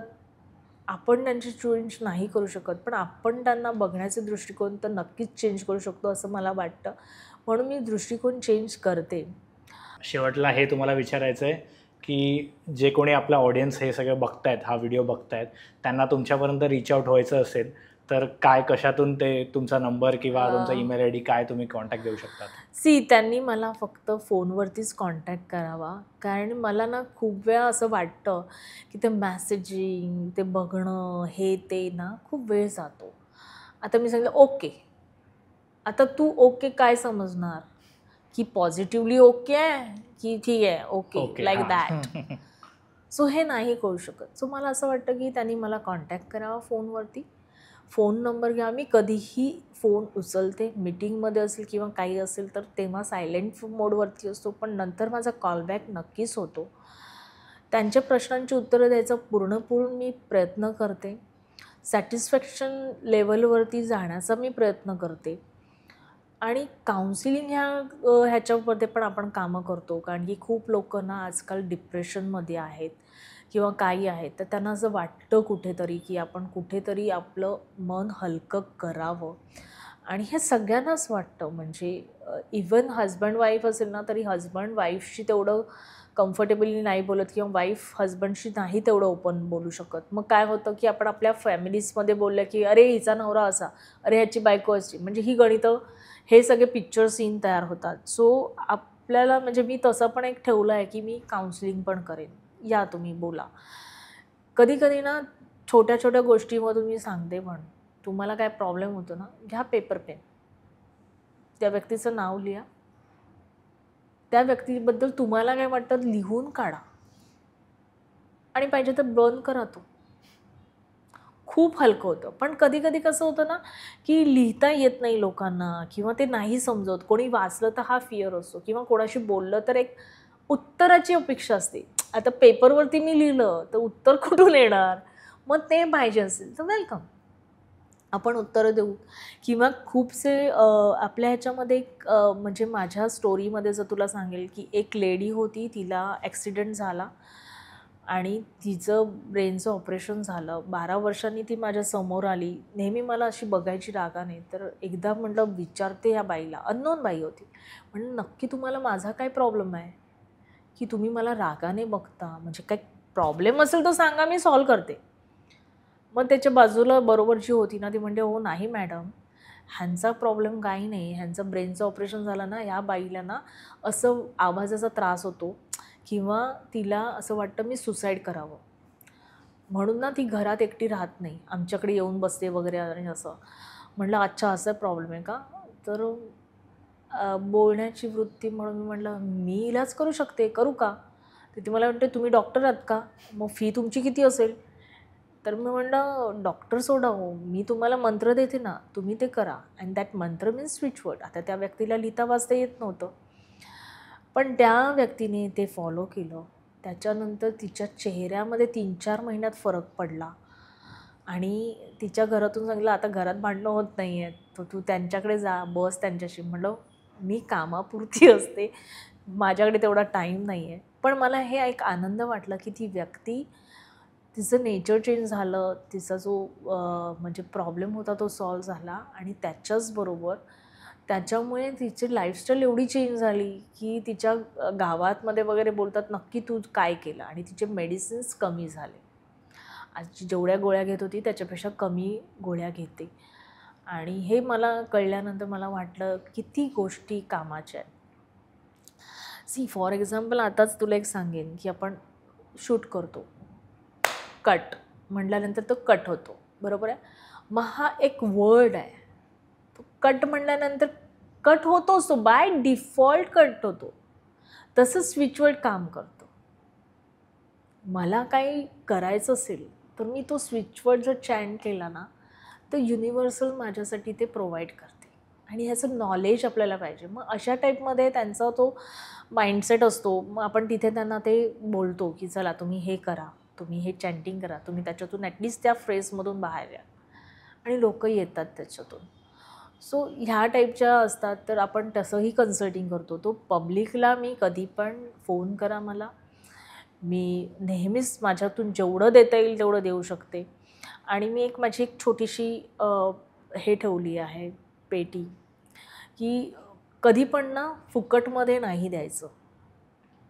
काही गोष्टी मी तुझ्याशी बोलल्यानंतर ते तिथे तुम्हाला जे टाकायचं ते टाकून द्यायचं. का टाकायचं? कारण की तुम्ही माझ्याशी कन्सल्ट केलं ना, तर तुम्हाला असं वाटणार नाही मी फुकट करून गेलो, आणि मलाही वाटणार नाही मी फुकट टाईम दिला. सो हे देवाणघेवाण ना आपल्या राजेशाहीपासून होतं. मोहरा दो, राज्य दे, हे ते देत होते. नंतर सिस्टम आली माझ्याकडे, गहू पिकतो तो द्या, तांदूळ पिकतो तो द्या, ह्या टाईपमध्ये होतं. मग आता काय आहे, आता आपण पैशाची तुलना करतो. पण मी असं नाही मागू शकत की द्या मला 50,000, 10,000, 20,000 नाही मागू शकत. कारण फक्त ते गोष्ट होती. मग तो पैसा मी अशा ठिकाणी यूज करते की माझ्या नावाने पण ते ब्लेसिंग्स होतं, तुमच्या नावाने पण. पण ते आपली गणितं कोण कोणाची मांडू नाही शकत. सो माझा हा सगळा माइंडसेट असं असतो की मला जेवढं पाहिजे तेवढं मी घेणार, बाकीचं आहे ते सोशल. सो तिथे तिथे आपण लावतो आणि म्हणूनच मे बी ते 3 एंटरप्रेनर उभे राहिले, कारण त्यांना कधी कधी कोणाला मी फायनान्स हेल्प पण मी केलेली आहे. कळत नकळत तेव्हा मला सॅलरी खूप चांगली होती, मी कमवू शकत होती आणि ब्लेस होती. सो आजही तसंच आहे. तर माझ्याने जेवढं लोकांना देता येईल तेवढं देऊ शकते आणि बिझनेस माइंड सॉलिड आहे माझ्याकडे, कारण की मी ह्याला हे कर त्याला ते कर बरोबर सांगून करू शकते. म्हणजे बोलण्यामध्ये मला दिसतंय की मी तुला काहीतरी असं बोलली, अरे हे कर, आणि त्याच्यातून तू हजारो कमवलेले हे मी बघते आहे. तू येऊन सांगणार नाही मला, एक एक्झाम्पल देते मी, पण हे मी बघितलं आहे की मी फक्त एक बोलता बोलता म्हटलं की अरे हे देता का तुम्ही? म्हणतो नाही देत मॅडम, पण तुमच्यासाठी आम्ही देऊ. ठीक आहे, माझ्यासाठी द्या. पण मग ते टाईप सांगितल्यानंतर त्या व्यक्तीचं डोकं चाललं आणि त्याच्यावरती त्या व्यक्तीने पैसा कमवला. सो कधी म्हणून ना हे गोष्टी मी करते आणि मला त्याचे भोग पण मी भोगले आहेत. म्हणजे जसं म्हणलं ना आजारी पडली वगैरे, तर अशा प्रकारच्या खूप साऱ्या गोष्टी लाईफमध्ये घडल्या झाल्या. आणि काही काही ना इंट्युशन्स आपले असतात. मी सहज अशी लिफ्टने जात होती रात्री, खूप थकलेली, आणि सहज मला असं थॉट आले की यार हे लिफ्टला ना खूप मोठा खर्च येईल हा बंद झाली तर. तू बिलीव नाही करणार, 4-5 दिवसांनी ती जी बंद पडली ना, सगळे जिने चढून चालत होती. मी माझ्या घरी सांगितलं, म्हणजे तू असं का म्हणतेस, सांग. म्हणजे अरे जर सडनली माझ्याकडे आलं, म्हणजे कधी पण ना सडनली काहीतरी होतं, आणि ही पॉवर तुमची कधी वाढते. ही पॉवर माझ्यातच एकटीत आहे असं नाही, तुझ्यात आहे, ह्यांच्यात आहे, त्यांच्या सगळ्यांमध्ये आहे. पण त्याला आपण जागृत करत नाही. एकदा तू जागृत करून बघ, तुला संगीताची गरज नाही पडणार, कोणाचीच गरज नाही पडणार. पण आपण ना ते सगळं त्याच्यावरती खूप जमा केली आहे धूळ, ती काढली पाहिजे. सो मी ह्या गोष्टीवरती काउन्सिलिंगवरती कामं करते. तर नो डाऊट कोणालाही काही त्रास असेल, वेलकम. नक्की. आपण आपल्या गप्पा अशाच कंटिन्यू ठेवू नेक्स्ट एपिसोडमध्ये. पण नक्कीच. सध्या मी तुमचा निरोप घेतो आणि नक्की आपण परत एकदा भेटूया. अरे नक्की नक्की. And wish you all the best and thank you very much. Thank you so much.